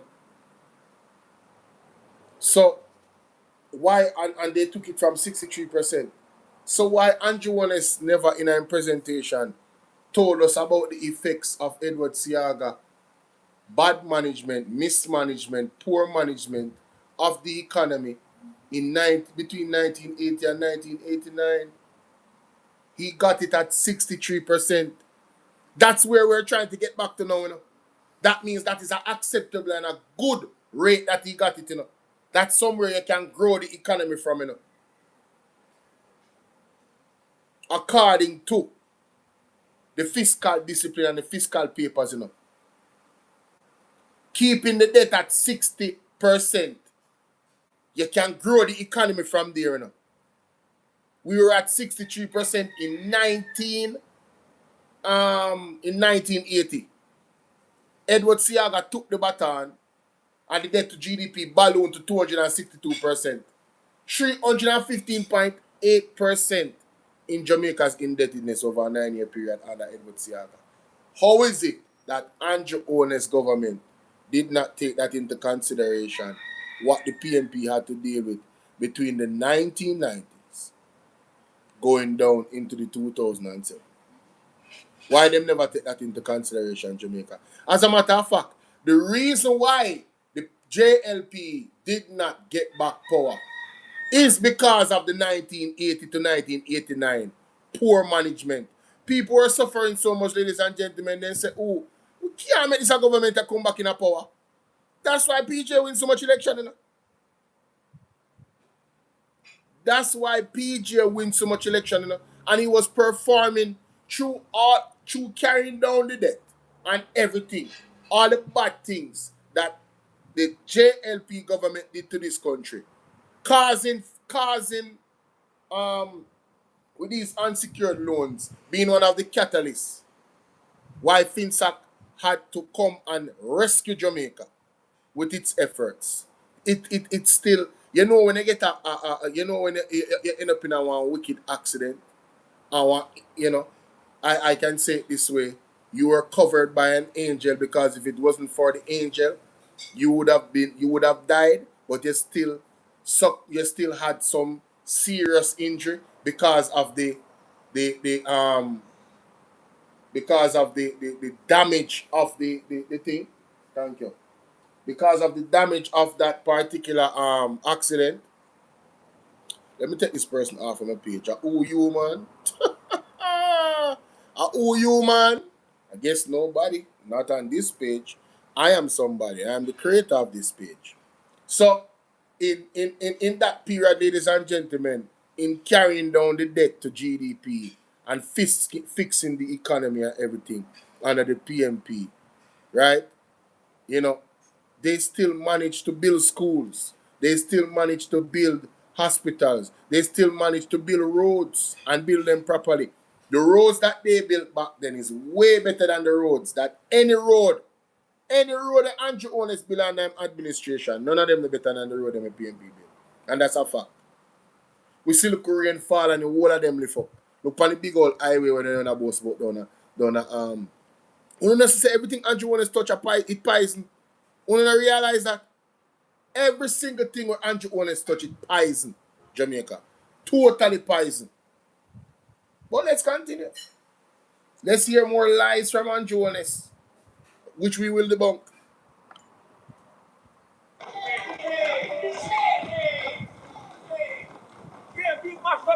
I want Jamaicans to understand that lack of maintenance accumulates. Lack of spending on infrastructure amounts to what is called disinvestment. So you can build a hospital, you know, but if you don't maintain a schedule of maintenance, the value of that hospital declines, depreciates. So today when you look at the hospital and say, why this government don't do something about it? Even if this government were to take all the money it has now, it couldn't today immediately halt and stop the deterioration. I think the public must understand this. Because, Madam Speaker, it is the same public that voted in the same PMP government over and over and over again. It is a point that needs to be understood that the economic struggle that the country has had to restore its economy is so that it is able to have revenues steady and stable and predictable that it can then use to maintain and provide the things you want over a long period without making bad decisions to put those revenues in peril. If you want to know what drives me, Madam Speaker, is to make sure that we never go back. So if you want to know what is the root of our problems today, it is the bad policies of the PNP in the 1990s. They don't like to hear this. And 90% of Jamaica may not appreciate and understand it, but we're going to bring the facts. The root cause of the crisis, the Finsac crisis, was the premature policy decisions of the PNP to liberalize the foreign exchange market in 1991 without the necessary preconditions such as reserves in place. In other words, they went to party but didn't have any money. This triggered a rapid depreciation of the Jamaican dollar and skyrocketing prices with inflation reaching 80% in 1991 and 40% in 1992. Not having any rent money to ward off speculators, the government then tried to protect the exchange rate through exorbitant interest rates. As a result, productive enterprises, especially small businesses, were unable to service their loans, and the loans became non-performing. Mounting non-performing loans and loan defaults then caused banks to collapse. Ladies and gentlemen, boy,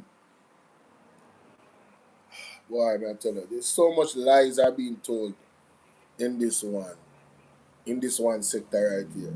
Again, the unsecured loans is what caused unsecured loans under the Jamaica Labour Party. You know, companies like Olint and stuff like that, and other companies from SSL that were operating without a license. Those things is what caused that situation. Again, look up the Washington Consensus. Look up the Washington Consensus. This nonsense he's talking about roads and road maintenance. There was actually a road maintenance fund. But let's compare the roads that they have built now in a short period, even the houses they have built. Where's the maintenance on those? Them now mash up. They don't even last a year, Jamaica, the roads them Holness has built. And he's talking about building a hospital. Can you first build a hospital before you criticize the hospital them with the PNP build will last for how much years? Can you build a hospital? Can you finish Cornwall Regional? So now, the Cornwall Regional taking this long time and all this money and the refurbishing, he still wants to blame the PNP? All they had to do, Jamaica. So me smell gas. Mommy, me smell gas. Mommy, me smell gas. Me don't know me smell gas. All he had to do, Jamaica, right? When it comes to the roads, them, I lose my thought. When it comes to the roads, them, we don't see any maintenance. Oh, yes, Cornwall Regional. All they had to do was use the option of demolishing Cornwall Regional and building a new hospital. It would have been done already. And it would have cost less money. You hear what I said? It would have been done and it costs less money. Cornwall Regional Hospital is a feeding tube for throw up somebody's pocket. I don't know who. But when the audits are done, you're going to find that a lot of people got rich off Cornwall Regional Hospital. And it's still getting rich off it. I guarantee you, if there was a new project to put up a new hospital, it would be finished within a year and a half, and Cornwall Regional will still not be finished. Mark my word. But let's continue. Madam Speaker, the PNP's high interest rate policy created a two-tiered economy. One, where cash-rich speculators thrived while productive businesses drowned in insurmountable debt. This led to what a prominent member of the PNP described as the largest transfer of wealth from the poor to the rich since slavery. Madam Speaker, who were the beneficiaries of this wealth transfer from the poor to the rich?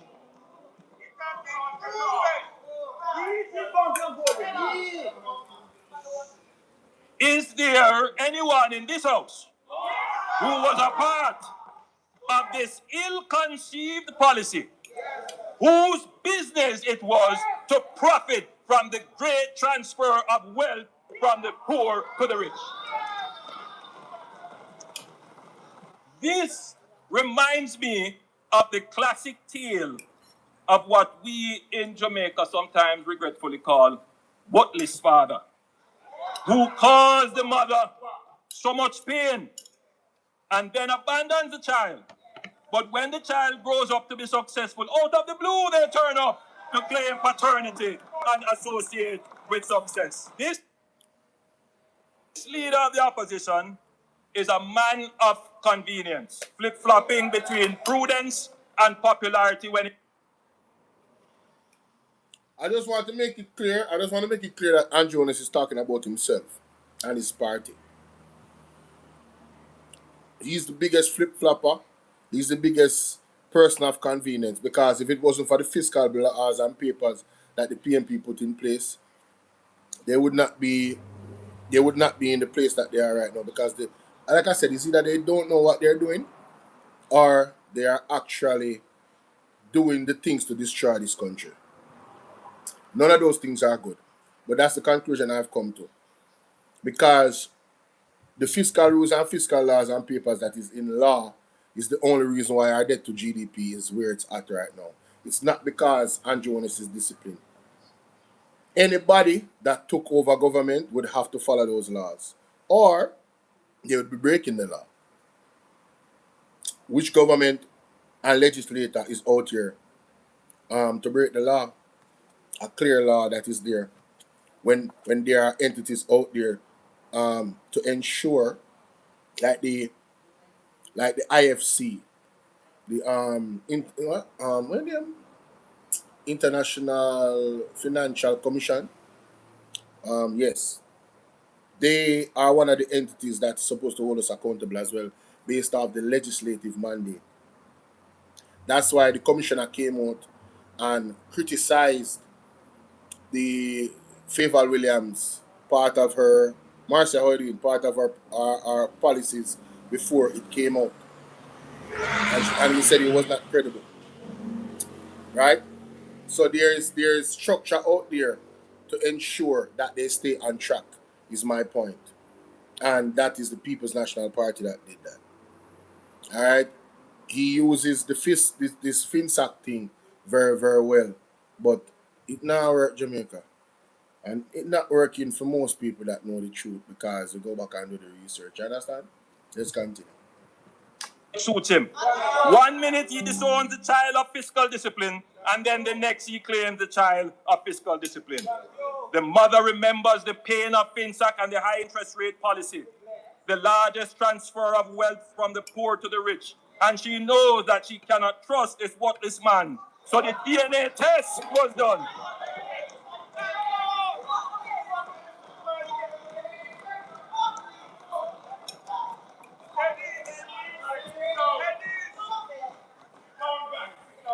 The DNA test was done. The results are in. When it comes to 15-year-old fiscal discipline, PNP, you are not the father.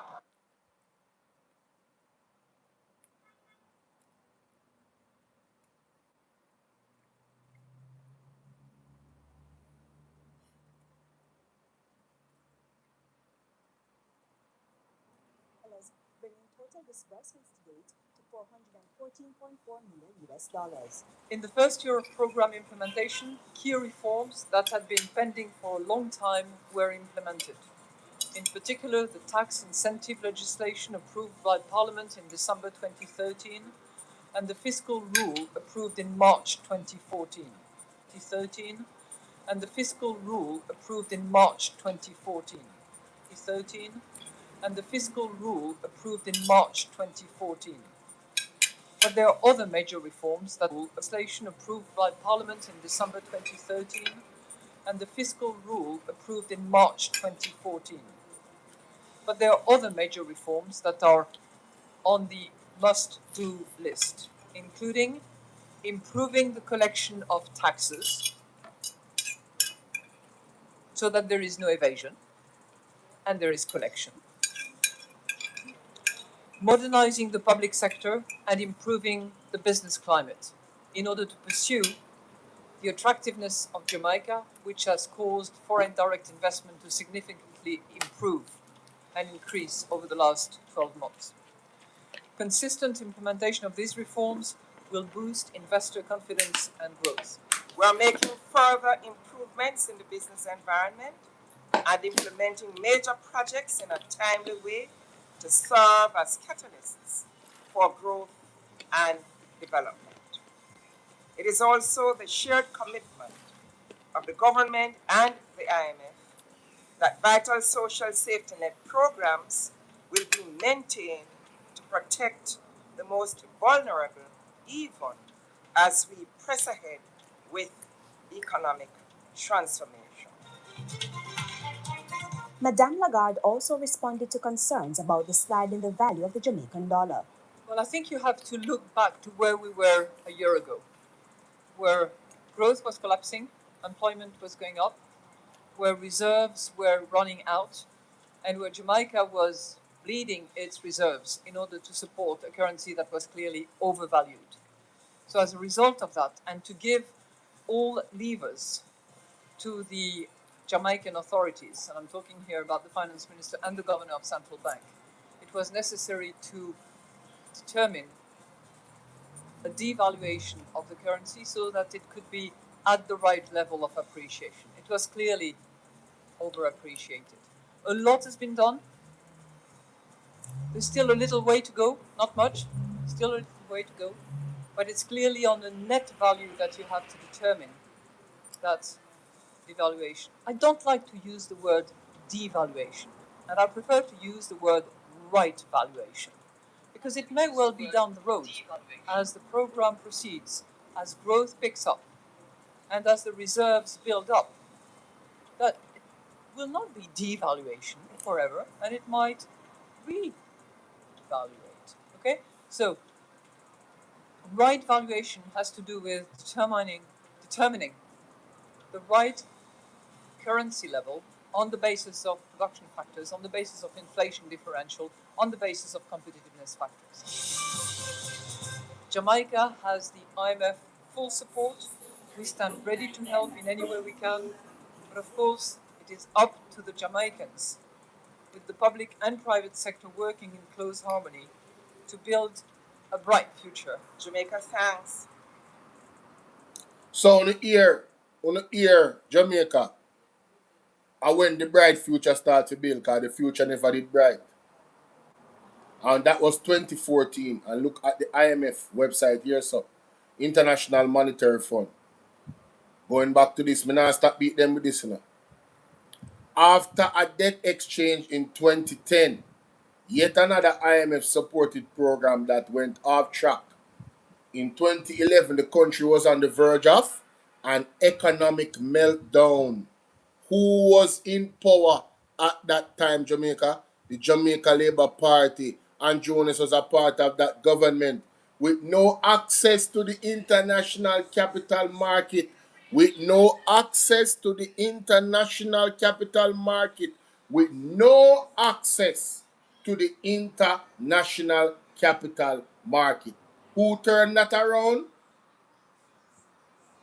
Who turned that around? Mama P. Mama P went on her knees for this country, literally and figuratively, for us to get back access to the international capital market. Because the JLP is the reason why we were shut out. Nobody else. They are the father for that. Them are the daddy, the uncle, the grandfather. Nobody else not do that but them. Them are the one who do that.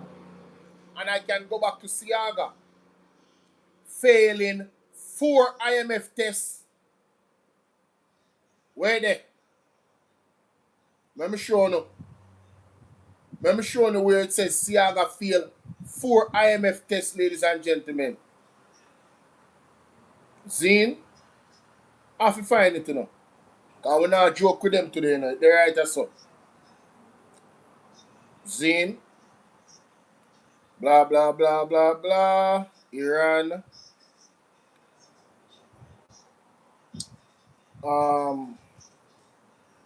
Even David Rockefeller left Jamaica because of Edward. See that?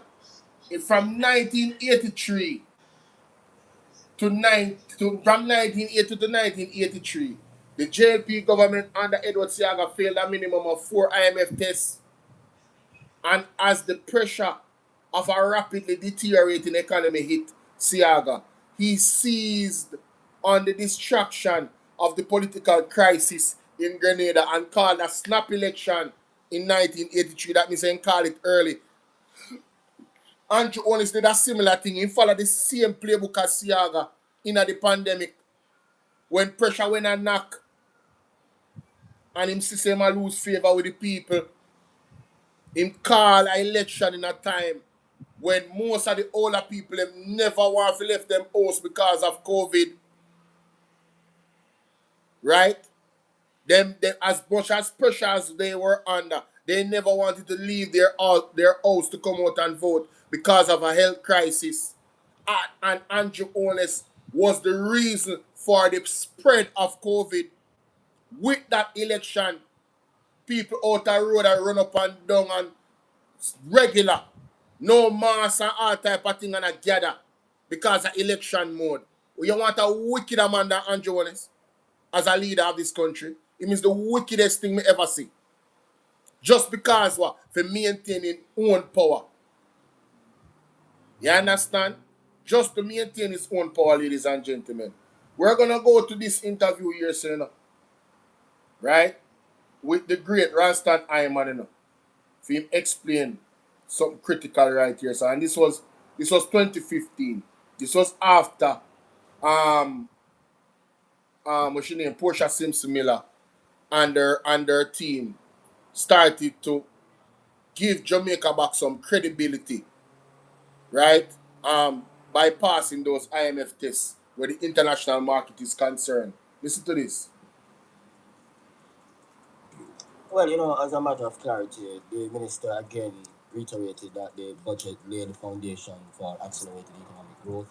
It met our commitments to our international partners to pay down the debt and the people of Jamaica to provide basic social services while accelerating economic growth. It is fundamental that we stick to this timetable. The minister reinforced the need to pay down the debt because the trajectory we're on is to reduce the debt to GDP ratio from 145% in 2012 to 96% by foundation for accelerated economic growth.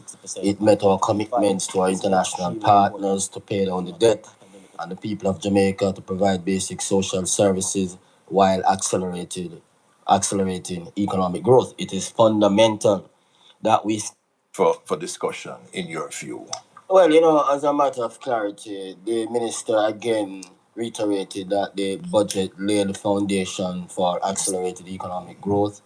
It met our commitments to our international partners to pay down the debt and the people of Jamaica to provide basic social services while accelerating economic growth. It is fundamental that we stick to this timetable. The minister reinforced the need to pay down the debt because the trajectory we're on is to reduce the debt to GDP ratio from 145% in 2012 to 96% by 2020 and to the internationally accepted norm of 60% by 2025. This is extremely important. It's not an academic exercise. And we want our people to understand if you owe too much money, then you'll have to be transferring your resources to servicing that debt. So you have very little resources if you bring it down to a household to fix the house, to expand the house, to buy basic food and services, as well as to provide education for your children. A nation is no different. So we need to pay down the debt so we can concentrate more resources on improving the country's social and economic infrastructure, educate our people, and to become more competitive in the international economy. So the budget lays the foundation for that. He also made a point about being accurate despite the fact that we're politicking. The orderly dissemination of accurate information is of paramount importance to the smooth functioning of our markets. Now, the point being made, and I have interest here, the National Insurance Fund remains viable. The net assets of the National Insurance Fund is $71.3 billion. If you look at all the NIF's numbers, we are beating inflation. And the fact of the matter is that an actuarial review has already been done, and those matters are under consideration. There are certain institutions which we must not try to politicize. So I'm one with the minister on that. Yeah. And I think the minister has advanced this whole discussion, Roston and Dennis, of the passing of the IMF tests, the rigorous pursuit of the economic reform program, and the people's test and the growth test. I think that he made the point very forcefully that the things that are being done are laying the foundation for and are creating the conditions for the growth and for the social development of people. Most certainly, one of the things that we have been seeing in recent times because of the competitive politics, people are positing the view that passing the IMF test is different from the passing the people's test. There's no dichotomy or no difference for the simple man between passing IMF test and people's test. What we want our people to understand is that we have a major debt problem and the IMF is the lender of last resort. When nobody else is willing to lend you, the IMF will lend you. When you're getting money from the IMF, you'll also be able to get money from the World Bank, the Inter-American Development Bank, the European Union, the private capital markets look to the IMF for signals. So if you don't pass the IMF test, then you don't get any money from these institutions. So it means it affects your education program, your road building program, your social security program, your investment program. So passing the IMF test is integral to getting money from these institutions, as well as to improve investor confidence. And it is investor confidence which drives investments, and it is investments which drives jobs and growth. So passing the IMF test lays the foundation for accelerated economic growth and social development. Dennis, ladies and gentlemen, ladies and gentlemen, when the Jamaica Labour Party did not take the IMF test under Bruce Golding, there was no acceleration of growth. All the things that the passing of the test affected, education, roads, everything, all of that was being deteriorated under the Jamaica Labour Party. Let us be clear. All those programs were being jeopardized because of the Jamaica Labour Party. We're tired of them. We're tired of them, John. We're tired of them. And we're tired of the lies them too. We're tired of that more than anything else. That's why I'm here right now.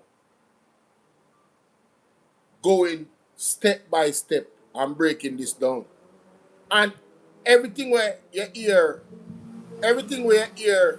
Rasta and Iman say a while ago, listen to Dennis Strong in total agreement. Listen to this. your take and the private sector's take on this issue. Growth people's tests versus IMF tests. Well, I think that I'd agree with Ralston. And I speak more as an accountant. I mean, the fact of the matter is that you cannot have any sustainable social welfare without being financially secure.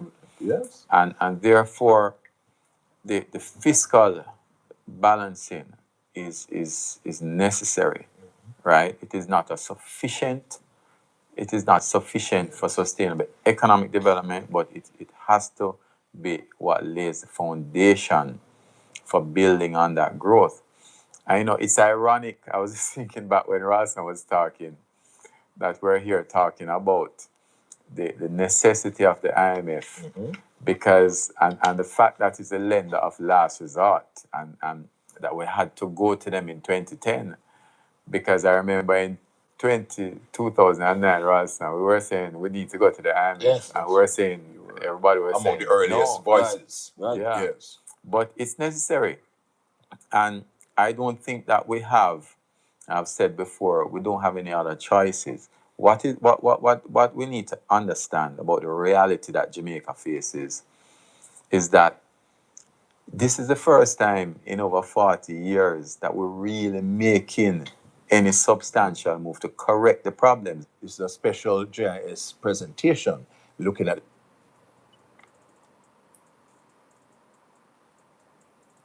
When you hear that, Jamaica? Dennis Strong said it's the first time over 40 years that they are really making an effort to create a solution. Mama P do that. Mama P do that. Yeah. 4 year at the wicket, 5 year at the wicket. And it was a significant innings. Right? So Not only is PMP the father, but them is the mother to of fiscal discipline and fiscal prudence. The history tells you that, right? You can start from the first administration. You can start from them. I played the video with Damian Crawford explaining the period where we call it now debt to GDP is concerned and inflation. Two of the things that will affect your economy a lot, especially the grassroots level people. You know, the consumer, the one that will buy the most. See, we go over that. We show you that. You understand? So it should be clear. No, you're here from a Dennis Chung from way back. This was 2015, this interview, Ian Bowen, God rest his soul. You understand what I deal with? And we'll go further in night. Let's go. And the 2015-2016 budget, we're also looking more specifically at simply voting. Preeminent financial journalist Ralston Hyman. I am Ian Boyne. So Dennis, you were making the point at the break. You might want to. Yeah. What I was saying, Ian, is that what we're seeing now, which is positive, is that we're actually now stabilizing the macro environment with a reduced debt to GDP ratio. Yes. In previous years, what we have done is, and this from the 70s coming up, what we've done is stabilize the macro with an increased debt to GDP ratio. And that's the difference.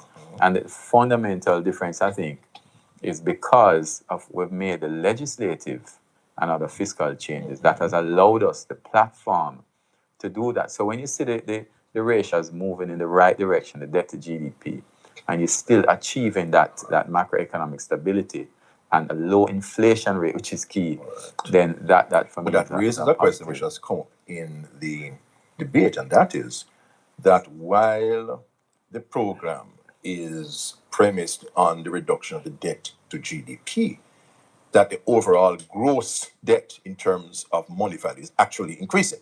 The fact of the matter is that even as an individual, the more income you earn is the more debt you can afford. You can take on.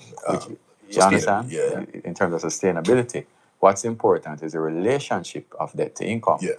That is if your GDP is growing. So if your GDP is growing, it means that you can afford to take on more debt. Yes. And even within a company, as a company grows, you can afford to take on more debt in an absolute manner. What's important is your debt to equity ratio in a company, which is similar to your debt to GDP ratio. Yes. Your reaction to Yeah, that? So, ladies and gentlemen, Dennis Chung just gave credit to a monumental change that took place under Portia Simpson Miller. The fiscal rules and papers, the legislation, is what has put us now in this position that we're at. The PMP is the father and mother of fiscal discipline and fiscal prudence. And also, it put us in a place where the economy should have been growing. But under the Jamaica Labour Party, they have been unable to grow the economy with the foundation already been set. Why is that? Hashtag stop thief. Hashtag stop full up your barn and full up your crop. Hashtag stop work for yourself and your family and your friends and associates. Market me. $80 million. For what? Ben Spunani? These are the things, Jamaica, that is holding us back economically by the Jamaica Labour Party. Stuart Arthur, Hydro, the drill, Cornwall Regional Hospital, gone from 2 billion to 21 billion and all, now it's not finished yet. These are the things that is holding back our country. $3 trillion minimum unaccounted for, no receipt. We don't know where the money go. The industrial say go this up. duplication of agencies, according to the Auditor General. Andrew One is creating an agency, creating a program that duplicates another program, but is less effective than the next program. The social housing program. And when the Auditor General comes out and talk about it, oh, she doesn't know what she's talking about. These are the things, Jamaica. These are the things that we can't move forward with. They are wasting our money. They have been mismanaging our money.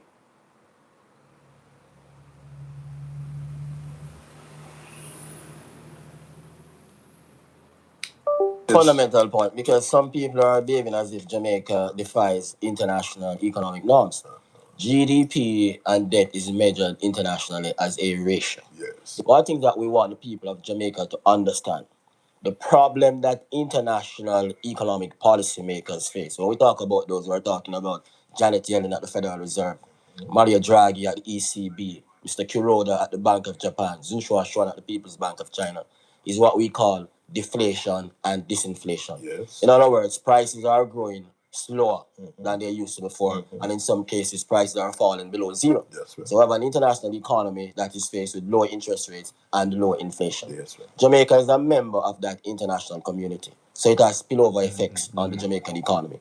So if international fuel prices are falling and prices are falling internationally, then it will spill over to the Jamaican economy. So it's not rocket science that the rate of inflation is falling in Jamaica.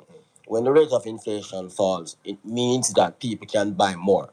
So when we say the rate of inflation is 3.4%, it means that a dollar will give you $96.70 worth of goods and services, which is good for the housewife, which is good for the man on the street. That's all it is. And which acts as a stimulus too. As a stimulus to the economy. Yes. Yeah, so let us tell our people the truth and not fool them up. Yes, more purchasing More power. purchasing Yeah. power. We want everybody to understand how the economy works so that they can make more informed decisions. To pick up on what Ralston said, I mean, the fact that we're in an international community, I mean, the absolute level of inflation is important, right? But more important is the relative level of inflation between countries. That I think is the key, because that's what determines your currency value and your interest rates. Yes. Right? Because interest rate is the price of money. So the fact that we see that inflation is low and rates are marginally coming down, it means that relative to other countries, we're doing well, because it means that we're able to maintain a stable rate of exchange, bring interest rates marginally down, and have a low rate of interest, which is a spillover. One other issue, though, that I think that this year is going to be a better year from a growth point of view, because over the past, what we've seen is over the past year or two, significant private sector investments take place, which I think is going to start paying off this year. What we need to be careful of is that we don't have man-made things happening that's going to take away some of that growth. Like last year, the chickpea cost us about 0.5%, and the Riverton Fire this year cost us something. So what we have to do is take those as a learning and say, how can we prevent these things from happening? I mean, governance is all about risk management, and reducing the risk of things going wrong. So then how can we do that? Because I think that going forward, we can have that growth. One example I use, for example, is that already in March, it's so hot. I think we could have drought conditions this year. How are we going to put the things in place now to mitigate against the effects like we had last year, which cost us close to 1% of GDP?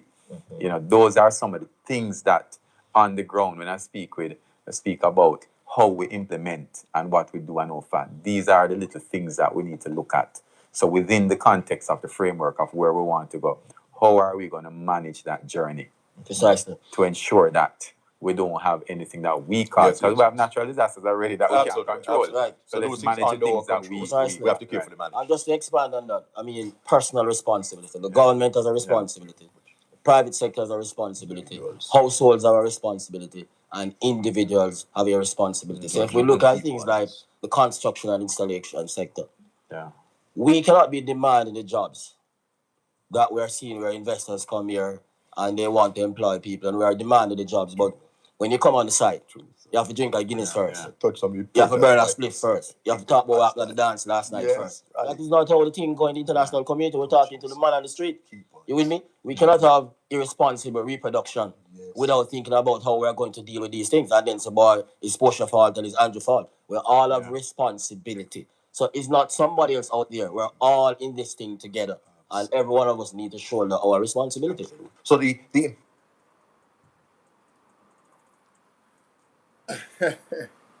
So you guys see how comprehensive of an analysis where the economy is concerned that Ralston Hyman gave alongside Dennis Strong at this point in this interview. It was more than politics, Jamaica. It was just the truth. They were very... You heard Dennis Strong talk about him seeing more growth in the economy this year, which was 2015. Yes, because of what Portia Simpson Miller did. It was going in the right direction, ladies and gentlemen. We were ripe for growth, but yet still, on record, even before all of the things that happened, you notice them talk about hurricanes, them talk about natural disasters in this, and how the government have a responsibility to what? Mitigate, to lessen these damages and still be able to get to as close as the target is as possible. All the government has done is maintain less than a 1% growth in the economy. And they blame it on Beryl, they blame it on everything Jamaica. But when you look at other economies that are parallel to ours here in the Caribbean, those economies have implemented things to grow their economy.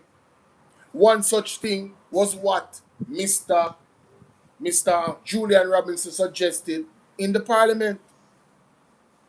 He suggested an electronic system to track taxes in business places.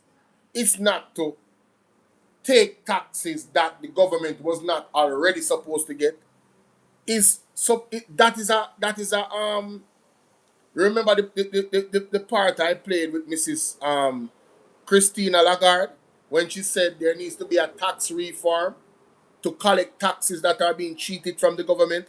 That is exactly what Julian Robinson is talking about, in his suggestion, It's about the people that are evading taxes. It's not about pressuring people for more taxes. It's about giving the government the taxes that they're supposed to get because they can ill afford, with the crisis that we have, to not have those taxes. It's going to make the rebuild effort quicker with the pretty much. I have a house, Jamaica. You have a house. Your rent for the house is $60,000. Zine, and your tenants I give you 45,000, and I tell you say nothing now go on. Them now make no more money. When I lie, them I tell them I make 20 times that amount every month, but yet still they want to cheat you of $15,000. You understand? What Mr. Julian Robinson has suggested with the electronic thing is to track the money where them earn so they can get the right amount of taxes from the money that they're earning, not to take more taxes from them that they never did supposed to give in the first place. It's not a new tax. It's giving me what I'm supposed to get, tax. That's what it is about. So the PNP is on track, right, with what the International Monetary Fund years ago told them that they need to do in order to grow the economy. And not only to grow the economy, but to also get us out of this hole that we're in regards to the last monster that just hit us, Hurricane Melissa. Who knows what is going to happen this year? Mr. Ralston Hyman said it in an interview with Colin Bell from last year. They've been talking about it, that the man, they need to ramp up and accelerate the growth in the economy as fast as they can. You understand? The man should not facilitate teams, rebuild teams, for properly construct back the people and building them all over the island as quick as possible. Get things back on track. get the economy moving from the base level, because the base level is what moves the economy. More people are at the base level than anything else. These are sound arguments that was put forth by Ubuntu. Big up yourself. Yes, not increasing salary. Yeah, you can't increase salary too much, you know. You have to grow the economy. What's up, K Morgan? Right? Let's continue, guys. Imperative now is that we do the right things, that we don't postpone any further. In fact, the minister quoted former Prime Minister Bruce Golding saying in 2009.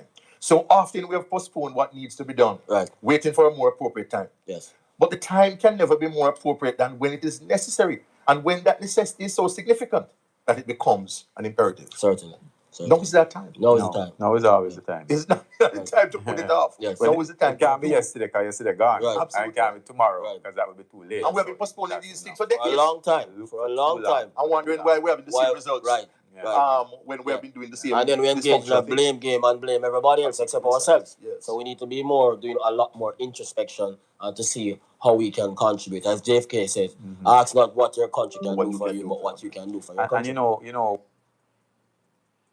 So Andrew, Mr. Holness, stop blame 40 years ago. We don't want to hear that in your speech. We don't want to hear that. You do that last year. Make sure say you come tell me what you are going to do now to grow the economy.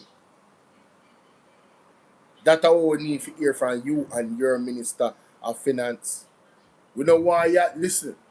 The fiscal discipline and papers them there they are already. You're living in the time when you're supposed to grow the economy. We don't want to hear about Hurricane Melissa or Beryl or none of those things. You know about them, you understand what they can do. Do what you need to do. What you know needs to get done. The economy needs to grow so we can withstand those shocks. Not maintain where we're at.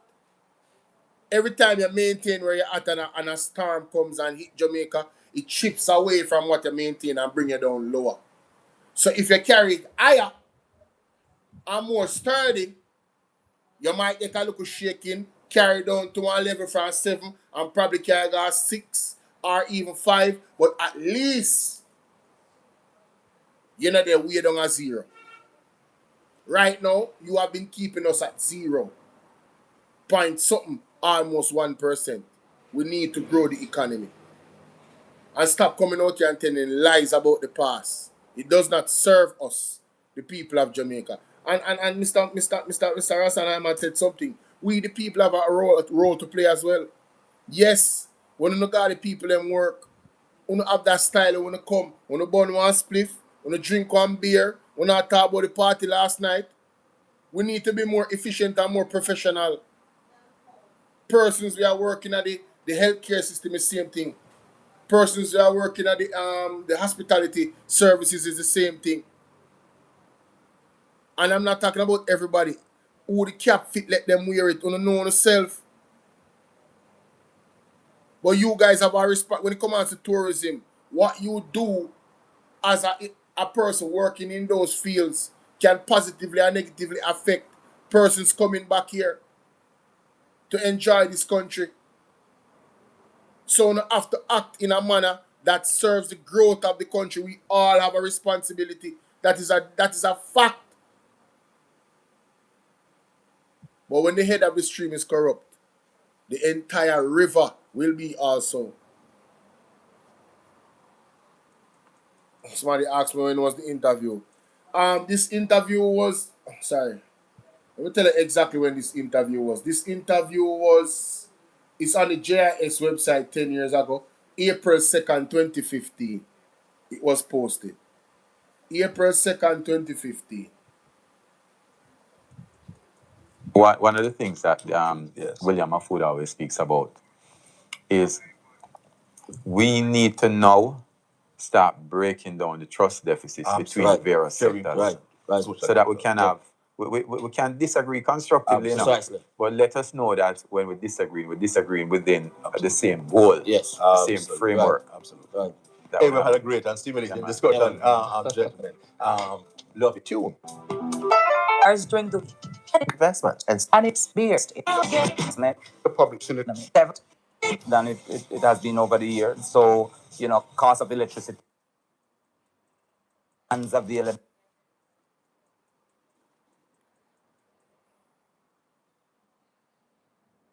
Trust me. They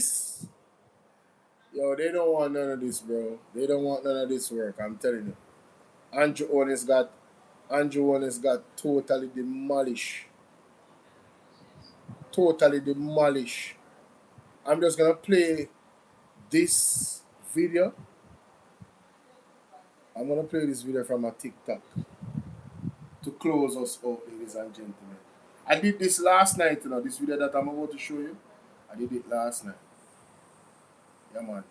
Last night I was like, man, I couldn't go to my bed. When I heard what Andrew Holness posted, I said, what?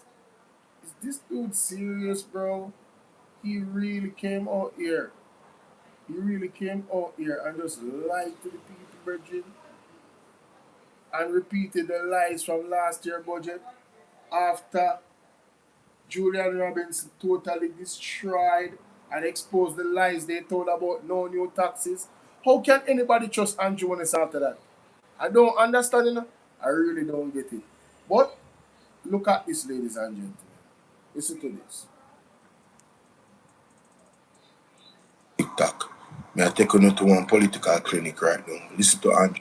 Fiscal, when it comes to 15-year-old fiscal discipline, PNP, you are not the father. All right, so ladies and gentlemen, I'm going to take you to Exhibit A. This article was written by a politician. This is a laborite. Jamaica debunking the myths about the 1980s under Edward Seaga. Now, two things you need to pay attention to. You see right here, sir? In the 1980s, when Edward Seaga came to power, the Jamaica debt to GDP was 63%. Isn't that what we're trying to get back to right now? So we can have growth in the economy? Mark that down. Do you guys want to call in? Ballooned to 262% of GDP in the 1989, which represents an increase of... If you guys want to call into the program, let me know. I can reserve another 40 minutes for you guys to call in. If not, I'm going to end the live. So let me know in the chat here. But say 1989 that, market date. Pay attention to the same article right here, so ladies and gentlemen. Pay close attention. It says that Seaga, he seized on a distraction of the political crisis in Grenada, right here, so, called a snap election in 1983. Last time I checked, 1983 is before 1989. The PMP did not contest, so the JLP had all 60 seats in Parliament and 21 in the Senate. So Seaga had total control in 1983 with 60 seats in the Parliament, no opposition, and 21 seats in the Senate, ladies and gentlemen. Now, with that power, this is what he did. He took the debt to GDP that PMP given, right, from 63%, where we are trying to get back to 262% in 1989. That is 5 years after 1983. It is a 9-year period for who? The JLP Seaga administration. This man had total control, and he increased the debt to GDP to 315.8%. This is the highest the debt to GDP has ever been in the history of Jamaica. So I don't want to lap back come over here, so we are giving no facts and evidence. Go away, Andrew Holness is a liar. I'm afraid to say that you two lie. You don't have no shame. You come in a parliament after Julian Robinson destroying a parliament, and I come put up video on your Blows and Square TikTok page, and I come lie to the people in Boa. Watch, listen to him. Listen to him. When it comes to 15-year-old fiscal discipline, PNP, you are not the father. See there? One day ago, Andrew Holness put this up on him page. Guys, All liar. make sure you vote in the poll for me. Your name call. Vote in the poll for me, ladies and gentlemen. Vote in the poll. Let me know if you guys want to call in. Ladies and gentlemen, that Bruce Golding, you know, out of all of the gold in them, in could have called, is the father for fiscal discipline and fiscal prudence. Well, let me show you something, and gentlemen, look on the screen. This is the IMF official website. It says IMF lending case study for Jamaica. What does it say here, ladies and gentlemen? Since Andrew Holness talk about Bruce Golding as the father, after a debt exchange in 2010, and yet another IMF support program that went off track in 2011. Which Prime Minister? Who was the Prime Minister in 2011? So TikTok, see it there? 2011, Jamaica had two Prime Ministers due to leadership transition. Bruce Golding served until his resignation in October 2011. Andrew Holness was sworn in on October 24, 2011 to become the youngest Prime Minister in the country's history. So ladies and gentlemen, when you go back to the article for the IMF, Andrew Holness' government was the one that was in power at the time. They are the ones that the IMF is talking about. Zine, and we're going to go back to it. They need to stop it and stop telling people lies and tell the people the whole truth and nothing but the truth. Let me go back to it. See there? In 2011, what happened in 2011? The IMF.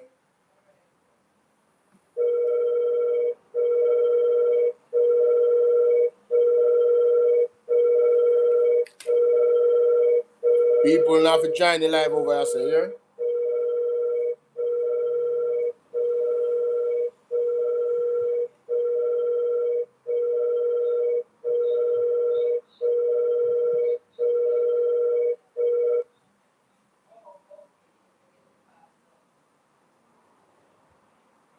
Call her back. Hold on to Jamaica. Yeah.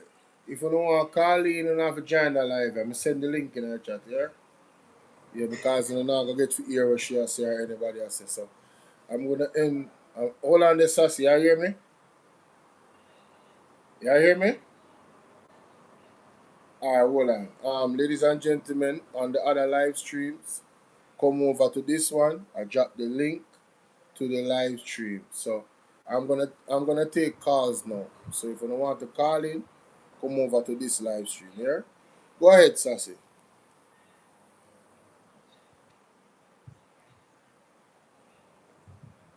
Mm-hmm.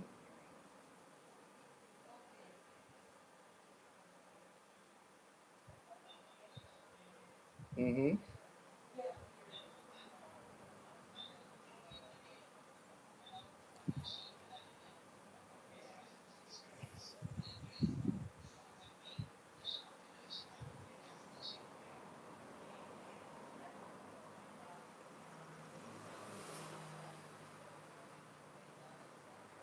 Mm. What does that?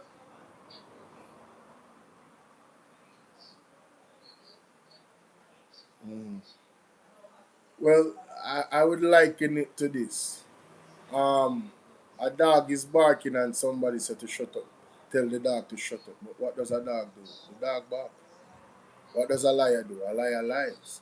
What does a thief do? A thief. Well,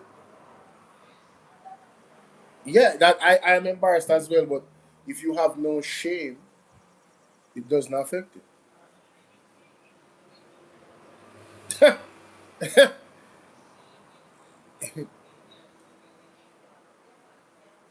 Yeah, yeah,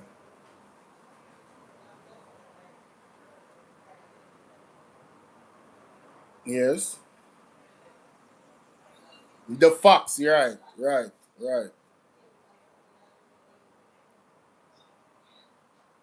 Well, if you look at it, what they have done is play. That's why I said The government is playing on the ignorance and exploiting the ignorance of the people, whether they are unwilling to read or unable to read. You understand? Because you have people lazy, you know. They're not going to read, they're not going to do any research, and they will not listen to the people that read or do research. So they find themselves in a conundrum.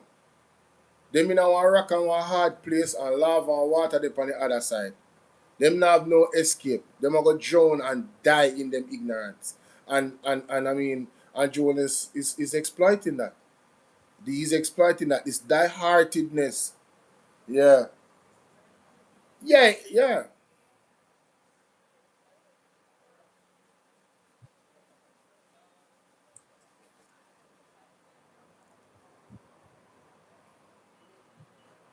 Mm-hmm.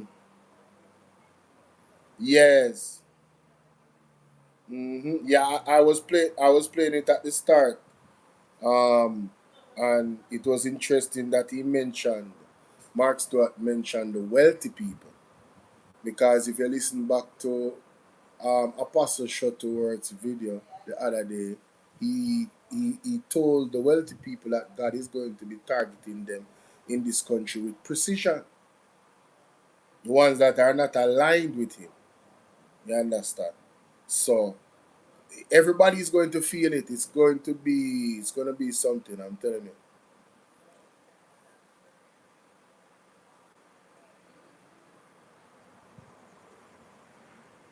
Mm-hmm.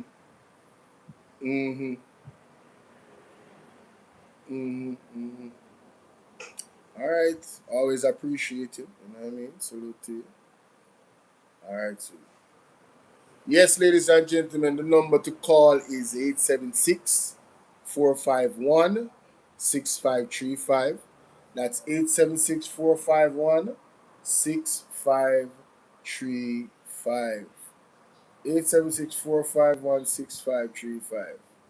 That is the number to call. You guys can call me on WhatsApp, please, so that the people can hear you. People can hear you in the comment section. I'm going to go back to Sir Byron and what he had to say about the Finsac. I'll go back to Sir Byron. This conversation Causing the financial meltdown. What a lot of people don't understand. Who were also involved in the 90s financial meltdown? Party Young, Catholic. I'm Party Young? Yes, man. I'm Party Young. Yes. What Andrew Holness is not telling people. How long Andrew Holness having association with Party Young, right? Carlos, right? And you Cascari. That is one of the reasons why Andrew Holness was trying to hold it. Yes. And in all it, him Andrew Holness robbed the investors. You understand? Because he was at the pyramid of the Ponzi scheme. Yes, he was at the top of the pyramid of the Ponzi scheme. Mm-hmm. And so then after EU, help his friends, his elite friends, right? Yes. Hold it. The Ponzi scheme happened to pay rob investors. They left Poland and went into Cash Plus. And then left Cash Plus and going to SSL. So back up now here. Yes.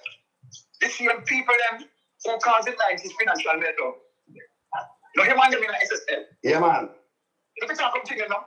Of course. No, you man them in SSL. Of course. I man them, same way. I man them. Look at that thing them. No, his administration is trying to protect them now. Yes, man. The same administration is trying to protect them. Yeah, man. Bill Nigel Clark told a lie that FBI, right, is investigating. Tell lie on the United States FBI that FBI is investigating. He lied, but they know better. He's not going to leave. I said he's not going to leave when his phone turned. Yes. So then, okay. This is the thing. Yeah. Andrew Holness not show. Right? Music loud. Yeah. Guys, come over to Bolo VNR 2.0 live stream. on OBS. I'm going to end the live on my phone. Alright? So come to Bolo VNR 2.0. If you don't want to call in. May I give you the next 20 minutes before I end that live. So come over to that live. Alright, my people? Soon later, thanks for joining.